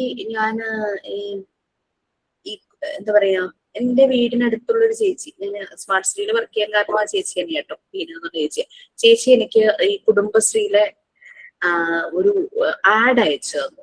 അവര് ഔട്ട്സോഴ്സ് ചെയ്യുന്നു. സാധാരണ കുടുംബശ്രീയിൽ അവരുടെ ഉള്ളിൽ തന്നെയുള്ള റിസോഴ്സ് പേഴ്സണെ വെച്ചിട്ടാണ് പല ക്ലാസ്സും എടുക്കുന്നത്. അവര് വേറൊരു പ്രോഗ്രാം സ്റ്റാർട്ട് ചെയ്യുന്നതിന്റെ ഭാഗമായിട്ട് പുറത്തുനിന്ന് ആളുകളെ, പ്രൊഫഷണൽസിനെ ഔട്ട്സോഴ്സ് ചെയ്യുന്നു. ജിഷയ്ക്ക് ഒന്ന് ട്രൈ ചെയ്ത് നോക്കിക്കൂടി എന്ന് ചോദിച്ചു. അങ്ങനെ ഞാൻ അതിന് കോണ്ടാക്ട് ചെയ്തു. അപ്പൊ അവർ ഇന്റർവ്യൂവിന് വിളിച്ചു. ഇന്റർവ്യൂ ഫോണിലൂടെ ആയിരുന്നു ആദ്യം, കോവിഡ് സമയത്ത്. അപ്പൊ ഇങ്ങനെ ഇന്റർവ്യൂവിന് വിളിച്ചപ്പോഴേക്കും ഓക്കെ ആയിരുന്നു അവർക്ക്. അങ്ങനെ എറണാകുളത്ത് ഓരോ ജില്ലയിൽ നിന്നും അവർ 2 പേരെ സെലക്ട് ചെയ്യുമായിരുന്നു, ഒരു മെയിൽ ഒരു ഫീമെയിൽ. അതൊരു ജെൻഡറിന്റെ വേറൊരു ലെവലിലുള്ള ഒരു ക്ലാസ് ആയിരുന്നു. പക്ഷെ എനിക്ക് അതിന്റെ കണ്ടന്റ് എനിക്ക് ഡൈജസ്റ്റ് ആവുന്നില്ലായിരുന്നു. കാരണം ആ രീതിയിൽ നമുക്ക് എവിടെയും പോയിട്ട് ക്ലാസ് എടുക്കാൻ പറ്റുമൊന്നുമില്ല. അപ്പൊ ഞങ്ങൾ വന്ന കേരളത്തിന്റെ 14 ജില്ലയിൽ നിന്നും 2 പേര് വീതമായിരുന്നു, ഒരു മെയിൽ ഒരു ഫീമെയിൽ. ജെൻഡറിന്റെ ക്ലാസ് ആയതുകൊണ്ട് കേട്ടോ അങ്ങനെ 2 പേരും കൂടെ ഒരുമിച്ച് പോവുക ക്ലാസ് എടുക്കുക എന്നുള്ളത്. ഞങ്ങൾ പക്ഷെ കുറെ അതിന് ക്രിട്ടിസൈസ് ചെയ്തു. ഞങ്ങൾ ഇതിൽ പറയുന്ന കണ്ടന്റ് ക്ലാസ് എടുക്കില്ല എന്ന് ഞങ്ങൾ പറഞ്ഞു. കാരണം നമ്മളുടെ കുറെ ആളുകൾ ഫോളോ ചെയ്യുന്ന ചില ട്രഡീഷൻസ് ബിലീഫിനൊക്കെ അഗെയിൻസ്റ്റ് പോകുന്ന കാര്യങ്ങളായിരുന്നു. അപ്പൊ നമുക്ക് അങ്ങനെ കയറി ഒരു വീട്ടിൽ ചെന്ന് നിങ്ങൾ ഇങ്ങനെ ചെയ്യും അങ്ങനെ പറയാൻ പറ്റില്ല. അല്ലാതെ നമ്മൾക്ക് സ്കൂൾ കോളേജ് സ്ഥലങ്ങളിൽ കുട്ടികളുടെ ഒരു അവയർനെസ് ഉണ്ടാക്കുക, പരസ്പരം റെസ്പെക്ട് ചെയ്യുക, 2 പേരും ഒരു ഓപ്പർച്യൂണിറ്റീസും 2 പേർക്കും കിട്ടേണ്ട അവസരങ്ങളെ കുറിച്ച് അങ്ങനെ ഒരു അവയർനെസ് കൊടുക്കുക എന്നല്ലാതെ ഒരാള് മുകളിൽ ഒരാള് താഴെന്നോ അല്ലെങ്കിൽ 2 പേരും ഒരേ ലെവലിലൊന്നും നമുക്ക് ശരിക്കും എല്ലാ കാര്യങ്ങളിലും പറയാൻ പറ്റില്ല. 2 പേരും ചെയ്യാവുന്ന കാര്യങ്ങൾ പരസ്പരം മതിക്കുക എന്നുള്ളത് തന്നെയാണ് ജെൻഡർ ഇക്വാലിറ്റി. അല്ലാണ്ട് നിന്നെ കൊണ്ട് അത് കഴിയില്ല എന്ന് ഓപ്പോസിറ്റ് സെക്സിലുള്ള ആളെ പറയുന്ന അവരെ തരം താഴ്ത്തല്ല വേണ്ടത്. നമുക്ക് പറ്റുന്ന കാര്യങ്ങൾ അതിന് അംഗീകാരം കിട്ടുക. അപ്പൊ ഞങ്ങൾ അങ്ങനെ പറഞ്ഞ് അവസാനം അവർ സമ്മതിച്ചു. ഞങ്ങള് പല പ്രാവശ്യം പറഞ്ഞു കഴിഞ്ഞപ്പോഴേക്ക് സമ്മതിച്ചു. അങ്ങനെ കുറെ ക്ലാസ്സസ് എടുക്കാൻ എറണാകുളം ജില്ല മുഴുവൻ ക്ലാസ് എടുക്കേണ്ടതായിട്ട് വന്നു. അങ്ങനെ എറണാകുളം ജില്ലയിൽ മുഴുവൻ ഒരു വിധപ്പെട്ട സ്ഥലങ്ങളിലെ ക്ലാസ് എടുക്കാനായിട്ട് അവസരം കിട്ടി. അങ്ങനെ ഇരിക്കുമ്പോഴാണ് ഞാൻ ഇങ്ങനെ ചെയ്യുന്നുണ്ടെന്ന് അറിഞ്ഞ് എന്നെ ഒരു പ്രോഗ്രാമിലേക്ക് വിളിച്ചത്. അവിടെ ചെയ്തുകൊണ്ടിരിക്കുമ്പോഴാണ് അതുപോലുള്ളൊരു പ്രോഗ്രാം വേറൊരു സ്കൂളിലേക്ക് വേണമെന്ന് പറഞ്ഞിട്ട് അവിടെ തന്നെ വിളിച്ചത്. അപ്പൊ നമ്മള് വീടിനകത്ത് തന്നെ ഇരുന്ന് കഴിഞ്ഞാൽ ഒരുപക്ഷെ നമുക്ക് നമ്മളുടെ പൊട്ടൻഷ്യൽ നമുക്ക് കാണിക്കാനായിട്ട് പറ്റില്ല. After this course what is the best scope? Montessori course കഴിഞ്ഞാണോ അതിന് മുമ്പ് വേറെ എന്തൊക്കെയോ കൂടെ ഞാൻ കണ്ടു. പലപ്പോഴും ഞാനും ചിന്തിക്കും, after this course what is the best scope? ഞാൻ പറയാം, ആഫ്റ്റർ ദിസ് കോഴ്സ് നിങ്ങൾക്ക് മനസ്സിലാകും നിങ്ങളുടെ പൊട്ടൻഷ്യൽ എന്താണ്. നിങ്ങൾക്ക് കോൺഫിഡന്റ് ആകും ഞാൻ ഇനി എന്ത് ചെയ്യണം എന്നുള്ള ഒരു കോൺഫിഡൻസ് നിങ്ങൾക്ക് കിട്ടും. മോണ്ടിസോറി ചെയ്തുകൊണ്ടിരുന്നപ്പോ എനിക്ക് മനസ്സിലായി, ഞാനൊരു ചെറിയ സ്കൂളിൽ പോയി കൊച്ചുകുട്ടികളെ മാത്രം നോക്കിയാൽ പോരാ, കുറച്ചും കൂടെ എനിക്ക് എന്തെങ്കിലും ചെയ്യണം തോന്നി. അങ്ങനെയാണ് ഞാൻ MSW ചെയ്തത്, സോഷ്യൽ വർക്കിന്റെ ഒരു ഭാഗമായിട്ട്. അപ്പം കൗൺസിലിംഗ് പ്രൊഫഷണലി ചെയ്യാനൊന്നും ഞാൻ ഒട്ടും ഫിറ്റ് അല്ല. അതിനായി ഞാൻ ഇനിയും പഠിക്കണം, ഇനിയും തെറാപ്പികൾ ഞാൻ കുറെ ചെയ്യേണ്ടതായിട്ട് വരും. അതുകൊണ്ട് ഞാൻ എന്റെ അങ്ങനെ എക്സ്പേർട്ടായ എന്റെ ഒരു ഫ്രണ്ടിനെ മാത്രമേ എല്ലാവർക്കും റെഫർ ചെയ്ത് കൊടുക്കാറുള്ളൂ. അപ്പം എനിക്ക് മനസ്സിലായി കുറെ ഇടങ്ങളിൽ പാരന്റ്സിനും കുട്ടികൾക്കും എന്റെ കുറച്ച് സപ്പോർട്ട് കിട്ടുവാണെങ്കിൽ നന്നായിരിക്കുന്നു തോന്നി. അങ്ങനെയാണ് ഞാൻ അങ്ങനെ ഇരിക്കുമ്പോഴാണ് എന്നെ ഇങ്ങോട്ട് വിളിച്ചത് ഈ ഒരു പ്രോഗ്രാമിന് വേണ്ടിയിട്ട്. അങ്ങനെ കുറെ ജീവിതങ്ങളിൽ ചെറുതാണെങ്കിലും മാറ്റങ്ങൾ ഉണ്ടാക്കാനായിട്ട് പറ്റി. നമ്മളുടെ ഒരു സിഗ്നേച്ചർ അവശേഷിപ്പിച്ചിട്ട് പോവാൻ ഭയങ്കര ഹൈ പ്രൊഫൈലിലൊന്നും ആവില്ലെങ്കിലും ചില മനസ്സുകൾ നമ്മൾ ഓർക്കുമല്ലോ. That's enough. ഓക്കെ, ഇപ്പൊ നമുക്ക് ഈ കോഴ്സ് കഴിയുമ്പോൾ നിങ്ങൾക്ക് തന്നെ പിടികിട്ടും നിങ്ങളുടെ പൊട്ടൻഷ്യൽ ഉണ്ടാകും. ഈ കോഴ്സ് ചെയ്യുന്നവരെ എന്നെ കൊണ്ടൊന്നും പറ്റില്ല എന്ന് ചിന്തിച്ചിരുന്ന ഒരു വ്യക്തിയായിരുന്നു ഞാൻ. മോണ്ടിസോറി കോഴ്സ് കംപ്ലീറ്റ് ചെയ്ത് കഴിഞ്ഞപ്പോൾ എനിക്ക് പറ്റും, പലതും പറ്റും എന്ന് നമുക്ക് മനസ്സിലായി. അതുവരെ ലൈക്ക് വീട്ടിനകത്ത് തന്നെ ഇരിക്കുന്ന ഒരു ഐസൊലേറ്റഡ് ലൈഫിൽ ജീവിച്ചിരുന്ന വളരെ ഇൻട്രോവേർട്ട് ആയിട്ടുണ്ടായിരുന്നു, കാര്യങ്ങളിൽ നിന്നും വിഡ്രോ ചെയ്യുന്ന ഒരു വ്യക്തിയായിരുന്നു ഞാൻ. അപ്പം അത് മാറി ഞാൻ എക്സ്പ്ലോർ ചെയ്യാൻ തുടങ്ങി. ഈ കോഴ്സ് കഴിഞ്ഞ് കഴിഞ്ഞാൽ ഞാൻ ഇനി എന്തെടുക്കണം എന്നുള്ളത് നിങ്ങൾക്ക് നല്ലൊരു ഐഡിയ കിട്ടും, ഒരു ക്ലാരിറ്റി കിട്ടും കേട്ടോ. അറ്റ്ലീസ്റ്റ് സ്വന്തം ഇടങ്ങളിൽ മോണ്ടിസറി ചെയ്ത് കഴിഞ്ഞിട്ട് നമുക്ക് സ്കോപ്സിൽ ലൈക്ക് സ്കൂളിൽ മാത്രം നമുക്ക് കയറാൻ പറ്റുമോന്നാണോ, അതോ നമുക്ക് കുറെ ചൈൽഡ് ഡെവലപ്മെന്റ് സെന്റേഴ്സ് ഉണ്ട്, അങ്ങനെ അതിനകത്തൊക്കെ കയറാൻ പറ്റുമോ എന്നാ ചോദിച്ചു. നമ്മൾ അപ്ഗ്രേഡ് ചെയ്യണം സുബി. കാരണം വെച്ചാൽ നമ്മൾ ഈ ഒരു കോഴ്സ് വെച്ച് മാത്രം ചിലപ്പോ എല്ലാവരും ഒരു ചൈൽഡ് ഡെവലപ്മെന്റ് സെന്ററിലേക്ക് നമ്മളെ വിളിക്കണമെന്നില്ല. ചിലപ്പോൾ നമ്മുടെ പൊട്ടൻഷ്യൽ കൊണ്ട് ചിലപ്പോൾ വിളിക്കാം. പക്ഷെ നമ്മൾ ഫർദർ ചില കോഴ്സുകളും കൂടെ ഇതിന് റിലേറ്റഡ് ആയിട്ട് ചിലപ്പോൾ ചെയ്യേണ്ടതായിട്ട് വരും. ചൈൽഡ് ഡെവലപ്മെന്റിൽ എപ്പോഴും പ്രോബ്ലംസ് വരുന്നത് ഏത് ഏരിയയിലാണെന്നറിയോ? ചെറിയ ക്ലാസ്സുകളിൽ ലേണിംഗ് ഡിസോർഡർ കുട്ടികൾക്ക് ഉണ്ടാവും, ലേണിംഗ് ഡിസബിലിറ്റീസ്. ഇത് മനസ്സിലാക്കാൻ പലപ്പോഴും എല്ലാ ടീച്ചർമാർക്കും കഴിയണമെന്നില്ല. ചില ടീച്ചേഴ്സിന് പിടികിട്ടും, പക്ഷെ അവർക്ക് എന്താണ് അതിനൊരു റെമഡി, ഒരു എന്ത് ഇന്റർവെൻഷൻ കൊടുക്കണം എന്ന് അവർക്ക് മനസ്സിലാവില്ല. പുറത്തേക്ക് ആരെങ്കിലും കാണിക്കാനേ പറയുള്ളൂ. അതേസമയം നമുക്ക് അനാലിസിസ് ചെയ്യാനായിട്ട് നമ്മൾക്ക് ടെക്നിക്കലി അറിയാം. സയന്റിഫിക് മെത്തേഡ് നമ്മൾ പഠിച്ചിട്ടുണ്ടെങ്കിൽ ഏറ്റവും ബെസ്റ്റ് മെത്തേഡാണ് ചൈൽഡ് സൈക്കോമെട്രിക് അനാലിസിസ്. ആ കുട്ടിയുടെ ലേണിംഗ് ഡിസബിലിറ്റി, ബിഹേവിയറൽ ഇഷ്യൂസ്, ഇതെല്ലാം നമുക്ക് പിടികിട്ടും. ഞാൻ ചൈൽഡ് സൈക്കോമെട്രിക് അനാലിസിസ് ഞാൻ പഠിച്ചതാണ്. ചൈൽഡ് സൈക്കോമെട്രിക് അനാലിസിസ് പഠിച്ചത് ഞാൻ ഓൺലൈൻ ആട്ടോ ചെയ്തത്, പക്ഷെ വളരെ ക്വാളിറ്റി ഉള്ളതായിരുന്നു. ഇത് മനസ്സിലാക്കി കഴിഞ്ഞു കഴിഞ്ഞാൽ നമ്മൾ പിന്നെ അടുത്ത സ്റ്റെപ്പ് എടുക്കുന്നു CBT ഞാൻ ചെയ്തില്ല, ആ ഒരു ബിഹേവിയറൽ തെറാപ്പി. ആ CBT ചെയ്യാനായിട്ട് നമുക്ക് തോന്നും. അപ്പൊ നമുക്ക് ബിഹേവിയർ പല പല ഫേസസിൽ വരുന്ന ബിഹേവിയർ ഇഷ്യൂസ് എനിക്കിനി അത് ചെയ്യാനുണ്ട്. പക്ഷെ ഞാൻ വേറൊരു കോഴ്സ് എടുത്തു. അതെടുക്കാൻ കാരണം ഞാൻ അഡോളസൻസ് ഗ്രൂപ്പിൽ ഇന്റർവെൻഷൻ നടക്കുന്നുണ്ടല്ലോ, ഞാൻ കരിയർ കൺസൾട്ടന്റ് ആ ഒരു കോഴ്സ് സ്റ്റാർട്ട് ചെയ്തെന്ന് പറഞ്ഞു കഴിഞ്ഞാൽ സൺഡേയും തേഴ്സ്ഡേയും മാത്രമേ എനിക്ക് ക്ലാസ് ഉള്ളൂ. കാരണം ഞാൻ ചെയ്യുന്ന വർക്കുമായിട്ട് എനിക്ക് ബാലൻസ് ചെയ്ത് പോകണമല്ലോ, വീട്ടിലെ കാര്യങ്ങളായിട്ട് ബാലൻസ് ചെയ്ത് പോകണമല്ലോ. അതും ഓൺലൈനാണ്. ബട്ട് എൻ്റെ ഒരു ഫ്രണ്ട് അതിന് വേണ്ടിയിട്ട് എന്നെ സജസ്റ്റ് ചെയ്തതാണ്. അപ്പൊ അങ്ങനെ ഞാൻ അതിൽ കോണ്ടാക്ട് ചെയ്തു. അപ്പൊ അവർക്ക് ഭയങ്കര ഹാപ്പി ആയിരുന്നു. ഞങ്ങൾ 50 പേരടങ്ങുന്ന ഒരു ക്ലാസ് ആണ് തുടങ്ങാൻ പോകുന്നത്. അതിനെ ഡിഫറെന്റ് ഗ്രൂപ്പായിട്ട് ഡിവൈഡ് ചെയ്തിട്ട് ഓൺലൈൻ ആണെങ്കിലും നമ്മളിപ്പോ ഓൺലൈനിന്റെ ചലഞ്ചസ് നമ്മൾ ഓവർകം ചെയ്യുന്നില്ലേ, അതുപോലെ നല്ല രീതിയിൽ പോകുന്ന ഒരു കോഴ്സാണ്. ഇതിനൊക്കെ ഫീസ് ഉണ്ട്. അപ്പൊ ഇനീഷ്യലി നമ്മൾ ചെയ്യേണ്ടത് എന്താണെന്ന് വെച്ച് കഴിഞ്ഞാല് നമ്മൾക്ക് അങ്ങനെ ഒരു കോഴ്സിന് ജോയിൻ ആകണം എന്നുള്ളത് നമുക്ക് വേണമെങ്കിൽ നമ്മൾ അതിനുള്ള പ്ലാറ്റ്ഫോം ആദ്യം ഉണ്ടാക്കണം. നമുക്കൊരു ചെറിയൊരു ഇൻകം നമ്മൾ ഉണ്ടാക്കും. എന്നിട്ട് നമുക്ക് ഇതിന് പേ ചെയ്യാൻ പറ്റും. സ്ട്രഗിൾ ചെയ്യണം. ഈസി ആയിട്ട് നമുക്ക് ചിലപ്പോൾ പറ്റണമെന്നില്ല, സ്ട്രഗിൾ ചെയ്യണം. അപ്പൊ ഞാനിപ്പോ സൈക്കോമെട്രിക് അനാലിസിസ് എനിക്ക് 4000 പേ ചെയ്യേണ്ടി വന്നു. സോ എനിക്ക് പറ്റി. കരിയർ കൺസൾട്ടന്റ് എന്ന് പറഞ്ഞു കഴിഞ്ഞാൽ കുട്ടികളെ ഫോക്കസ് ചെയ്യിക്കുക, അവരുടെ ആസ്പിരേഷൻ എന്താണോ അതിലേക്ക് അവരെ ഫോക്കസ് ചെയ്യിക്കുക എന്നുള്ളതാണ്. ഇതിൽ ഞാൻ പഠിച്ചത് മാക്സിമം ഞാൻ നിങ്ങളിലേക്ക് എത്തിക്കാൻ നോക്കും. എനിക്ക് പറ്റുന്ന രീതിയിൽ എനിക്ക് പ്രൊവൈഡ് ചെയ്യാനായിട്ട് ഞാൻ നോക്കും. നമുക്ക് കുട്ടികൾ എന്തിലേക്ക് ഇനി പോകണം, അവരുടെ ആപ്റ്റിറ്റ്യൂഡും സ്കില്ലും കണ്ടെത്തി അവരെ ഫോക്കസ് ചെയ്യുക. അത് വളരെ എന്താ പറയാ, മൾട്ടിപ്പിൾ ഇന്റലിജൻസ് ടെസ്റ്റും എല്ലാം വെച്ചിട്ടാണ് ഇത് നമ്മൾ അനലൈസ് ചെയ്യുന്നത്. സയന്റിഫിക് മെത്തേഡാണ്. അങ്ങനെ നമുക്കറിയാം ഞാൻ ഏത് ഏരിയയിൽ പിടിക്കണം എന്നുള്ളത്. കരിയർ എന്ന് പറയുമ്പോഴേക്കും നമ്മൾ അപ്ഗ്രേഡ് ചെയ്തുകൊണ്ടേ ഇരിക്കണം അല്ലെ. പുതിയ പുതിയ സാധ്യതകൾ, ഓപ്പർച്യൂണിറ്റീസ് വരുന്ന ഒരു ഏരിയ ആണ് കരിയർ എന്ന് പറയുന്നത്. നമ്മൾ ശരിക്കും അപ്ഗ്രേഡ് ചെയ്യണം. അപ്പൊ നമ്മളൊരു മോണ്ടിസോറി PG ഡിപ്ലോമ ചെയ്തു, എനിക്കൊരു സാധാരണ ഒരു ഇൻകം മതി, ഒരു സ്കൂളിലെ ജോബ്, അതെനിക്ക് മതി, അതാണ് എന്റെ സന്തോഷം. യെസ്, അതല്ല എനിക്ക് കൂടുതൽ വളരണം എന്നുണ്ടെങ്കിൽ നമ്മൾ ഇനിയുള്ള ചാൻസസ് നോക്കുക. നമ്മൾ ചൈൽഡ് ഡെവലപ്മെന്റിൽ തന്നെയാണ് പോകുന്നതെങ്കിൽ നമ്മൾക്കൊരു കുട്ടിയെ അനലൈസ് ചെയ്യാനായിട്ട് പറ്റണം. അവന്റെ ബിഹേവിയറൽ ഇഷ്യൂസ്, ലേണിംഗ് ഡിസബിലിറ്റീസ് നമുക്ക് മനസ്സിലാക്കാനായിട്ട് പറ്റണം. അതിന് നമുക്ക് സയന്റിഫിക് ആയിട്ടുള്ള ടെസ്റ്റ് അത് അപ്ലൈ ചെയ്ത് കൊടുക്കാനായിട്ടുള്ള അറിവ് നമുക്ക് ഉണ്ടാവണം. അതിനെ നമ്മൾ അപ്ഗ്രേഡ് ചെയ്തേ പറ്റൂ. അതിന് ചൈൽഡ് സൈക്കോമെട്രിക് അനാലിസിസ്. എന്നെ ഒരു ഇതറിഞ്ഞിട്ട് ഒരു സ്ഥലത്ത് നിന്ന് എന്നെ വിളിച്ചു. കുട്ടികൾക്ക് വേണ്ടിയിട്ട് സ്കോളർഷിപ്പ് പ്രൊവൈഡ് ചെയ്യുന്ന ഒരു ട്രസ്റ്റ് പോലെ. അപ്പൊ അവര് 8ാം ക്ലാസ്സിലെ കുട്ടികൾക്ക് വേണ്ടിയിട്ട് അവർക്ക് വേണ്ടിയിട്ട് ഒരു സ്കോളർഷിപ്പ് എക്സാം കണ്ടക്ട് ചെയ്യണം, ക്വസ്റ്റ്യൻസ് പ്രിപ്പയർ ചെയ്ത് തരാമെന്ന് ചോദിച്ചിട്ട്. അവർക്ക് ചുമ്മാ ഇതുപോലെ കറണ്ട് അഫയേഴ്സോ ജനറൽ നോളജ് എല്ലാം വേണ്ടേ, സൈക്കോളജിക്കലായിട്ട് കുറച്ച് കാര്യങ്ങൾ വേണ്ടത്. അതൊക്കെ നമ്മളിങ്ങനെ അറിഞ്ഞ ആളുകൾ നമ്മളുടെ അടുത്ത് വരും. സമയമില്ലാത്തതിന്റെ ഒരു പ്രശ്നം മാത്രമേ ഉള്ളൂ. നമുക്ക് പലപ്പോഴും ബാലൻസ് ചെയ്യാനും കൂടെ നമ്മളൊന്ന് പേഴ്സണൽ ലൈഫും പ്രൊഫഷണൽ ലൈഫും എല്ലാം കൂടെ ഒന്ന് ബാലൻസ് ചെയ്യാനായിട്ട് പറ്റും. എനിക്ക് അങ്ങനെ ഒരു കാര്യം ഉണ്ട് എന്ന് കരുതിയിട്ട് ഞാൻ മോണ്ടിസോറി ട്രെയിനറായിട്ട് സ്മാർട്ട് സ്റ്റേഡിലുള്ളത് ഉപേക്ഷിച്ചിട്ട് ഞാൻ പോവില്ല.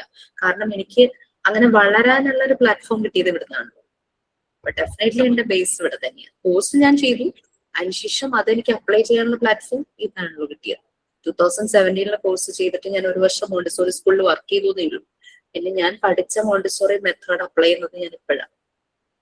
അപ്പൊ അതൊക്കെ നമ്മളുടെ മുന്നിൽ അവസരങ്ങൾ ഇങ്ങനെ തെളിഞ്ഞു വരും. അതൊരു യൂണിവേഴ്സിന്റെ ഒരു മാജിക് തന്നെയാണ്. അത് എനിക്ക് ഇത്ര ഏജ് ആയല്ലോ, ഇപ്പൊ എത്ര ഏജ് ആയാലും ആ ഏജിൽ നമ്മൾ ചെയ്യുന്നു, അത് തന്നെയാണ്. അതൊക്കെ നിങ്ങളുടെ മുന്നിൽ വരും. നമ്മുടെ കോഴ്സ് കംപ്ലീറ്റ് ചെയ്ത് ആരും അൺഹാപ്പി ആയിട്ട് പോയിട്ടില്ല. അവരുടെ ഇടങ്ങളിൽ തന്നെ മാറ്റങ്ങൾ ഉണ്ടാക്കി വിപ്ലവം സൃഷ്ടിക്കുന്നു എന്ന് പറയാം. ചിലര് നിശബ്ദ വിപ്ലവമായിരിക്കും സൃഷ്ടിക്കുന്നത്. വിപ്ലവങ്ങൾ സൃഷ്ടിച്ചുകൊണ്ടിരിക്കുവാണല്ലോ. Be happy.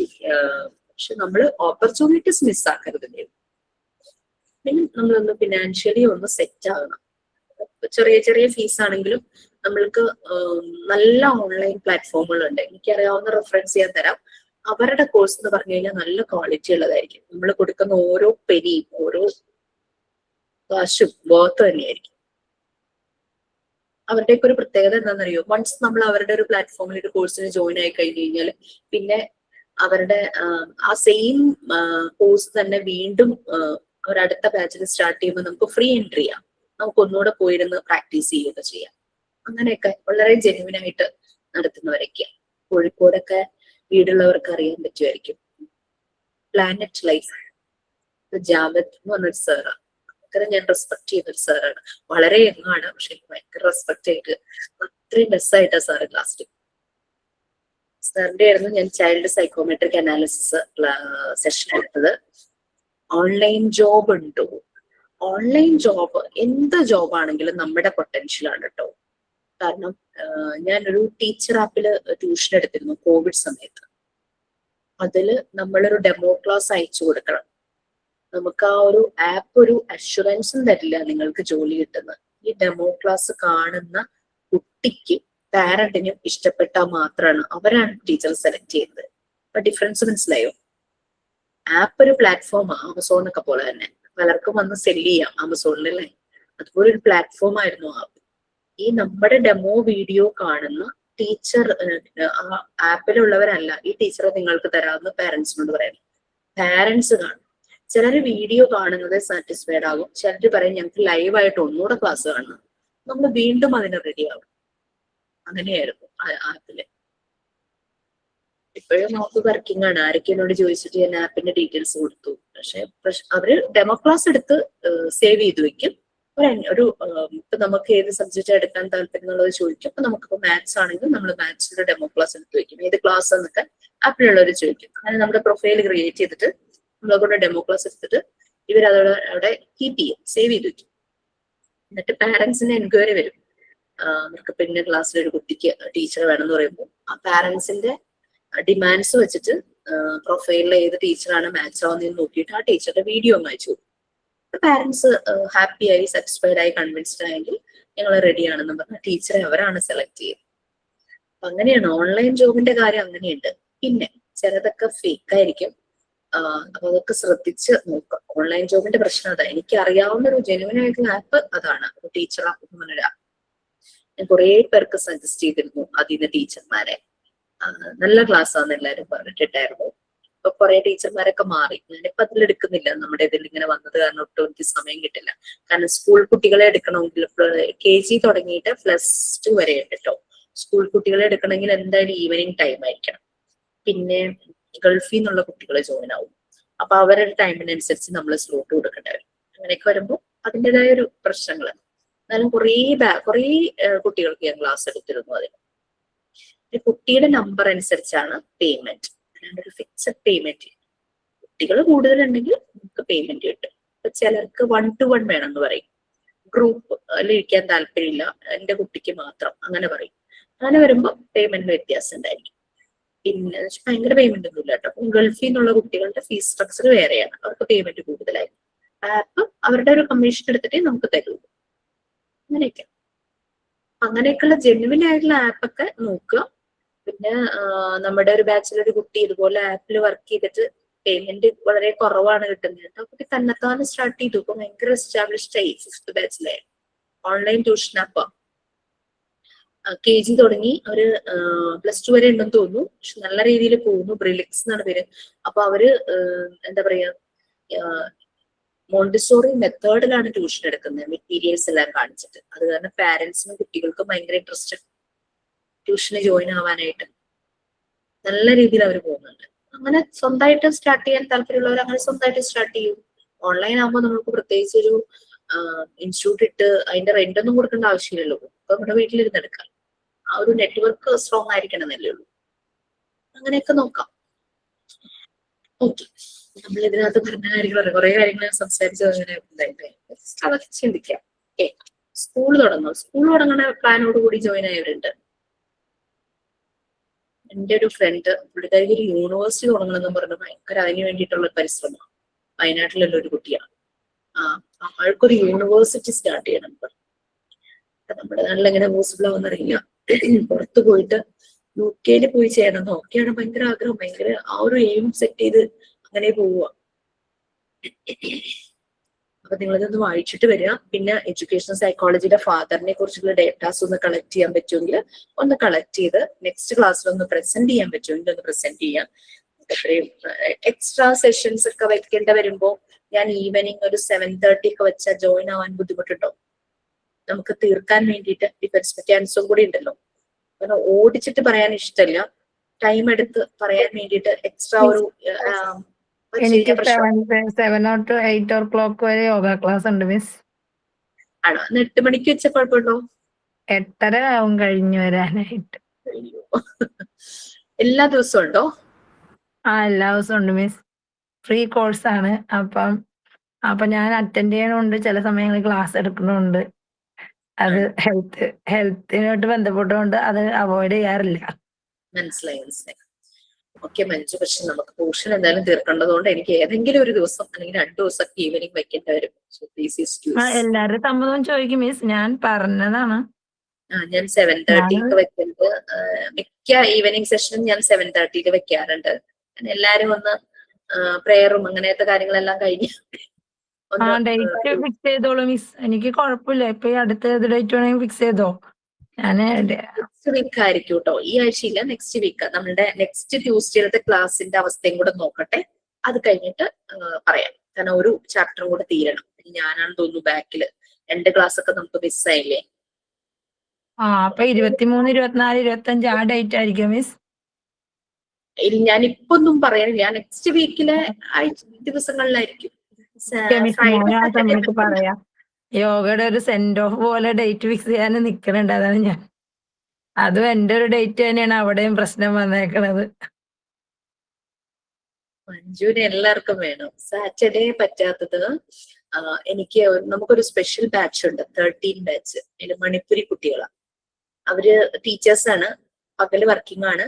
2 പേരെ കയറാറുള്ളൂ. എന്നാലും അവർക്ക് പറ്റിയ ദിവസം സാറ്റർഡേ ആണ്. വീക്കെൻഡ്സ് ആണ് അവർക്ക് പറ്റുന്നത്. ഇപ്പൊ ഞാൻ ഫ്രൈഡേയും സാറ്റർഡേ എടുക്കുന്നുണ്ട് അവരുടെ പോർഷൻ തീർക്കാൻ വേണ്ടിയിട്ട്. ആഴ്ചയിൽ ഒരു ദിവസം 2 ദിവസം അവർക്കുള്ളൂ. അപ്പൊ എനിക്ക് സാറ്റർഡേസ് പറ്റില്ല. നമുക്ക് അങ്ങനെ വർക്കിംഗ് ആയിട്ടുള്ള ആൾക്കാർക്ക് മീൻസ് ഈ ഓഫീസ് അവേഴ്സ് അല്ലാതെ ഈവനിങ് ടൈമിംഗ് ക്ലാസ് എടുക്കാനുള്ള ഓപ്ഷൻ ഇല്ല. കാരണം എന്താന്ന് വെച്ചാല് ഞാൻ മാത്രല്ലേ വീട്ടിലിരുന്ന് ക്ലാസ് എടുക്കുന്നുള്ളൂ. ബാക്കി ടീച്ചേഴ്സ് എല്ലാം ഇൻസ്റ്റിറ്റ്യൂട്ടിൽ ഇരുന്നല്ലേ. പിന്നെ ഈവനിങ് ടൈം എന്ന് പറയുമ്പോൾ പലരുടെയും പേഴ്സണൽ ടൈമാണ്. ഞാൻ പിന്നെ പല സമയത്ത് നമുക്ക് ഇപ്പൊ ഞാൻ വർക്കിംഗ് ആയതുകൊണ്ട് ഞാൻ എന്റെ പാർട്ട് മാത്രം പറയാം. പല സമയത്തും നമുക്ക് ഭയങ്കര ബുദ്ധിമുട്ടാകും. നമ്മള് ഫസ്റ്റ് 2 ബാച്ചിന് അങ്ങനെയായിരുന്നു. ഈവനിങ് ആയിരുന്നു, 8 മണിയായിരുന്നു ക്ലാസ്. അപ്പോ ഞാൻ മാത്രമായിരുന്നു കംഫർട്ടബിള്. നമ്മുടെ അശ്വതി മിസ്സിന് മിസ്സിന് അതിന് വേണ്ടിയിട്ട് ഇൻസ്റ്റിറ്റ്യൂട്ടിൽ രാത്രി വരുമായിരുന്നു. അങ്ങനെ ഒത്തിരി സ്ട്രഗിൾ ചെയ്തിട്ടുണ്ട് മിസ്. അതുകൊണ്ടാണ് പിന്നീടുള്ള ബാച്ചുകളെല്ലാം നമ്മൾ ഡേ ടൈമിലേക്ക് മാറ്റിയത്. കാരണം ഈവനിങ് ക്ലാസ് എടുക്കുക എന്നുള്ള ഒത്തിരി സ്ട്രഗിൾ ആണ്. പിന്നെ നിങ്ങൾ ഓർത്തൊരു വിഷമം വേണ്ട. നിങ്ങളുടെ മെയിൻ എക്സാമിന് മുമ്പ് ഞാനൊരു റിവിഷൻ തരുന്നത് ഈവനിങ് ആയിരിക്കും. കാരണം എല്ലാവർക്കും കയറാൻ വേണ്ടിയിട്ട്. പിന്നെ അതുപോലെ തന്നെ നമ്മുടെ പ്രാക്ടിക്കൽ സെഷന് മുമ്പ് മോഡ്യൂൾ 3 നമ്മുടെ പ്രാക്ടിക്കൽ ഇതാണ്. മോഡ്യൂൾ 3യുടെ ഒരു ബ്രീഫിംഗ് സെഷൻ അതും വെക്കുന്നത് ഈവനിങ് ടൈമിലായിരിക്കും. PG ഉള്ള കുട്ടികളുടെ PGയുടെ എക്സാം ആകുമ്പോൾ അതിന്റെ റിവിഷനും ഈവനിങ് ടൈമിലാണ്. മാത്രം വെച്ചിട്ട് കാര്യമില്ലല്ലോ. ബിക്കോസ് പല ക്ലാസ്സസ് നമ്മൾക്ക് അറ്റൻഡ് ചെയ്യാതെ പറ്റുമ്പോൾ നമ്മൾ റെക്കോർഡ് ക്ലാസ് കേൾക്കുമ്പോൾ ചില സമയത്ത് നമുക്ക് മനസ്സിലാകത്തില്ല. അപ്പൊ നമുക്കൊരു ഡൗട്ട് ക്ലിയറൻസ് സെഷനോ അങ്ങനെ എന്തെങ്കിലും ഒരു ഇല്ലെങ്കിൽ വീക്കെൻഡിൽ ഒരു മണിക്കൂർ നമുക്ക് ഡൗട്ട് ക്ലിയർ ചെയ്യാനായിട്ട് അങ്ങനെ ഒരു ഓപ്പർച്യൂണിറ്റി ഉണ്ടായിരുന്നെങ്കിൽ എനിക്ക് തോന്നുന്നു കുറച്ചും കൂടെ എല്ലാവർക്കും കൂടെ ബെറ്റർ ആയിരുന്നു. സുബിയുടെ ഈ ഒരു സജഷൻ റിക്വസ്റ്റ് ഞാൻ സാറിനെ അറിയിക്കാം. പറ്റുമെങ്കിൽ പേഴ്സണലി ഒന്ന് സാറിനോട് പറഞ്ഞോളൂ. പക്ഷെ നമുക്കത് എത്രത്തോളം പ്രാക്ടിക്കലി പോസിബിൾ ആക്കാൻ പറ്റുന്നറിയില്ല. ഞാൻ അവൈലബിൾ ആയിരിക്കും. പക്ഷെ നമ്മുടെ ബാക്കിയുള്ള ടീച്ചേഴ്സിനൊക്കെ കൊച്ചു കുഞ്ഞുങ്ങളുള്ളവരാണ്, ചെറിയ കുട്ടികൾ മക്കളൊക്കെ ഉള്ളവരാ. അപ്പൊ അവർക്ക് അങ്ങനെ ഈവനിങ് ടൈം ഇൻസ്റ്റിറ്റ്യൂട്ടിൽ അവർ വരേണ്ട വരും. വീട്ടിൽ അങ്ങനെ ഇച്ചിരി പാടായിരിക്കും. അതുകൊണ്ട് ഇൻസ്റ്റിറ്റ്യൂട്ടിൽ വരണമെങ്കിലുള്ള ബുദ്ധിമുട്ടുകളും പലതും ഉണ്ട്. അതറിയാലോ, എല്ലാവരും ഫാമിലി ഉള്ളവരാണ്, അമ്മമാരാണ്, കൊച്ചു കുഞ്ഞുങ്ങളുണ്ട്, പ്രായമായ പാരന്റ്സ് വീട്ടിലുള്ളവരുണ്ടാവും. അങ്ങനെയുള്ള പ്രശ്നങ്ങളൊക്കെ എന്നെ സംബന്ധിച്ച് ഈ ഒരു ചലഞ്ചസ് ഒന്നും ഇപ്പോൾ ഇല്ല, നാളെ ഉണ്ടാവില്ല എന്നറിയില്ല. കുട്ടികളെ വലുതായി.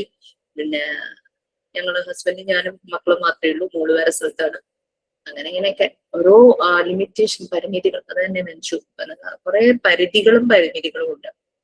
എന്നാലും നമ്മൾ മാക്സിമം നിങ്ങളിലേക്ക് എല്ലാം നല്ല രീതിയിൽ പ്രൊവൈഡ് ചെയ്യാനായിട്ട് നോക്കാറുണ്ട്. അതിനുള്ള സപ്പോർട്ട് ടെക്നിക്കലായിട്ടും അല്ലാതെ എല്ലാം നമുക്ക് ഓഫീസിൽ അവൈലബിൾ തന്നെയാണ്. പക്ഷെ ഇതാണ് ഈവനിങ് ടൈം ഒരു പ്രശ്നം.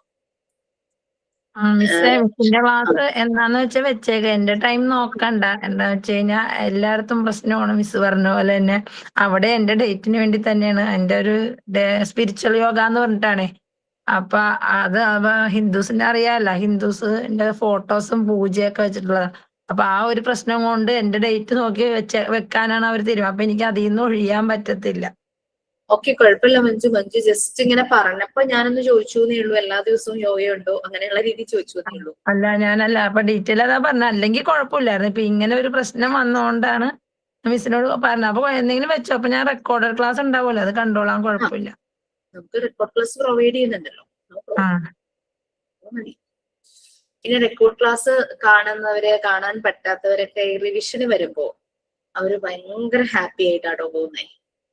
റിവിഷൻ ഒറ്റ സെഷൻ ആണെങ്കിലും അവര് പറയും ഞങ്ങൾക്ക് ഭയങ്കര സമാധാനമുണ്ട്, എക്സാമിനെ കുറിച്ച് പേടിച്ചാ വന്നേന്ന്. അവര് വളരെ ആ രീതിയിൽ നമ്മൾ റിവിഷൻ പ്രൊവൈഡ് ചെയ്യാറുണ്ട്. അതുകൊണ്ട് അതോർത്ത് നിങ്ങൾ വിഷമിക്കേണ്ട. ഒറ്റ ദിവസം റിവിഷൻ കിട്ടിയത് കൊണ്ട് അങ്ങനത്തെ പ്രശ്നങ്ങളൊന്നും വരുമൊന്നുമില്ല. ഇതുവരെയും റിവിഷൻ അറ്റൻഡ് ചെയ്ത എല്ലാ ബാച്ചിലെ കുട്ടികളും അവർ ഭയങ്കര ഹാപ്പിയാണ്. എക്സാം കഴിയുമ്പോൾ അവർ പറയും റിവിഷൻ ക്ലാസ് അറ്റൻഡ് ചെയ്തുകൊണ്ടാണ് എനിക്ക് എക്സാം പേടിക്കുക, അത് എഴുതാൻ പറ്റിയെന്നൊക്കെ പറയും. നമുക്ക് കുറെ എന്തിനും ഓരോ പരിമിതികളുണ്ടല്ലോ. ഓക്കെ, സുബി എന്തിലാ വർക്ക് ചെയ്യണേ? ഓൺലൈൻ വർക്ക് ഫ്രം ഹോം ആണ് എനിക്ക്. ആണോ? Okay okay. ബാങ്ക് ഓഫ് ഇന്ത്യയുടെയാ, അവർ ടെക്നിക്കൽ സപ്പോർട്ടാ. അപ്പൊ അതിനകത്ത് ആകുമ്പോൾ ചില സമയത്ത് നമുക്ക് ഈ സെയിം ക്ലാസ് ഉള്ള സമയത്തിൽ എനിക്ക് കയറാൻ വരാറുണ്ട്. അപ്പൊ ചില ആ സമയത്ത് ചിലപ്പോൾ മീറ്റിംഗ്സ് എന്തെങ്കിലും ഷെഡ്യൂൾ ചെയ്തിട്ടുണ്ടെങ്കിൽ പിന്നെ നമുക്ക് ഒട്ടും ഡിനൈ ചെയ്യാൻ പറ്റത്തില്ല. അപ്പൊ ആ സമയത്ത് ഭയങ്കര ബുദ്ധിമുട്ടാവും. പക്ഷെ ഞാൻ കയറാൻ ട്രൈ ചെയ്യാറുണ്ട്. പിന്നെ ചില സമയത്ത് നമുക്ക് നെറ്റിന്റെ പ്രശ്നം വരും. ബിക്കോസ് ഓഫീസിന്റെ ഇതെല്ലാം സ്ക്രീൻ ബാറിങ് ആയിക്കൊണ്ടിരിക്കുന്ന. അപ്പൊ അത് ഓഫ് ആക്കിയിട്ടാ നമുക്ക് ബ്രേക്ക് ഇട്ട് നമ്മൾ ഇതിനകത്ത് കയറുന്നത്. മനസ്സിലായി. അതുകൊണ്ടാണ് ഞാൻ പെട്ടെന്ന് ചോദിച്ചത്. എനിവേ ഓക്കെ, നമുക്ക് എന്തായാലും മാക്സിമം നമുക്ക് നിങ്ങളുടെ കൺസേൺസും റിക്വസ്റ്റും ഒക്കെ നമ്മൾ ശ്രദ്ധിക്കാറുണ്ട്. ഞാൻ സാറിനോട് പറയാം, പറ്റുന്നതും പറയും. റിവിഷൻ നമ്മൾ അങ്ങനെ പ്രൊവൈഡ് ചെയ്യാറുണ്ട്. സോ വലിയ കുഴപ്പമില്ലാതെ മാക്സിമം നല്ല രീതിയിൽ തന്നെ കൊടുക്കാൻ നോക്കാറുണ്ട്, ട്രൈ ചെയ്യാറുണ്ട്. എനിവേ സജഷൻസ് എന്തായാലും എനിക്കത് ഇഷ്ടപ്പെട്ടു, ആ ഒരു സജഷൻ. നോക്കാം. Okay, then thank you so much. Have a nice day. Bye. Thank you, ma'am. Thank you ma'am. പറയണ്ടേ? സമയം കഴിഞ്ഞു അല്ലേ? ഇല്ല, പറഞ്ഞോളൂ. ഞാൻ ആരും ഒന്നും പറയാത്തോണ്ട് ഞാൻ അങ്ങനെ താങ്ക് യു പറഞ്ഞിട്ടുള്ളൂ. ഇന്ന് മിസ് നല്ല രീതിയിലുള്ള ക്ലാസ് ആണ് എടുത്തത്. നമുക്ക് പുറത്തുനിന്നുള്ള ഒരു അറിവും നല്ലൊരു എൻകറേജ് ആണ്. നമുക്ക് മുന്നോട്ട് പോകാനായിട്ട് നല്ല ഇത് കഴിഞ്ഞ് എന്ത് എന്നുള്ള ചിന്തിപ്പിച്ച് അങ്ങനെയുള്ള ഒരു ക്ലാസ് തന്നെയാണ് മിസ് എടുത്തത്. നന്ദി പറയുന്നു. പിന്നെ സുബി ഇപ്പൊ പറഞ്ഞ് ഈവനിങ് ക്ലാസ് ആക്കണ കാര്യം, പക്ഷെ മോർണിംഗ് ക്ലാസ് ആണെന്ന്, ആ ഡേ ക്ലാസ് ആന്ന് പറഞ്ഞ് ജോയിൻ ചെയ്തവരാണ് ഞങ്ങളൊക്കെ. ഈവനിങ് ക്ലാസ് ആക്കണമെങ്കിൽ ഞങ്ങൾക്കൊക്കെ പണി കിട്ടും. സുബിക്കൊന്നും തോന്നരുത്, ഞാൻ പറഞ്ഞതാണ്. പിന്നെ വേറൊന്നുമില്ല. ബാക്കി എല്ലാ ഫ്രണ്ട്സിനും നന്ദി.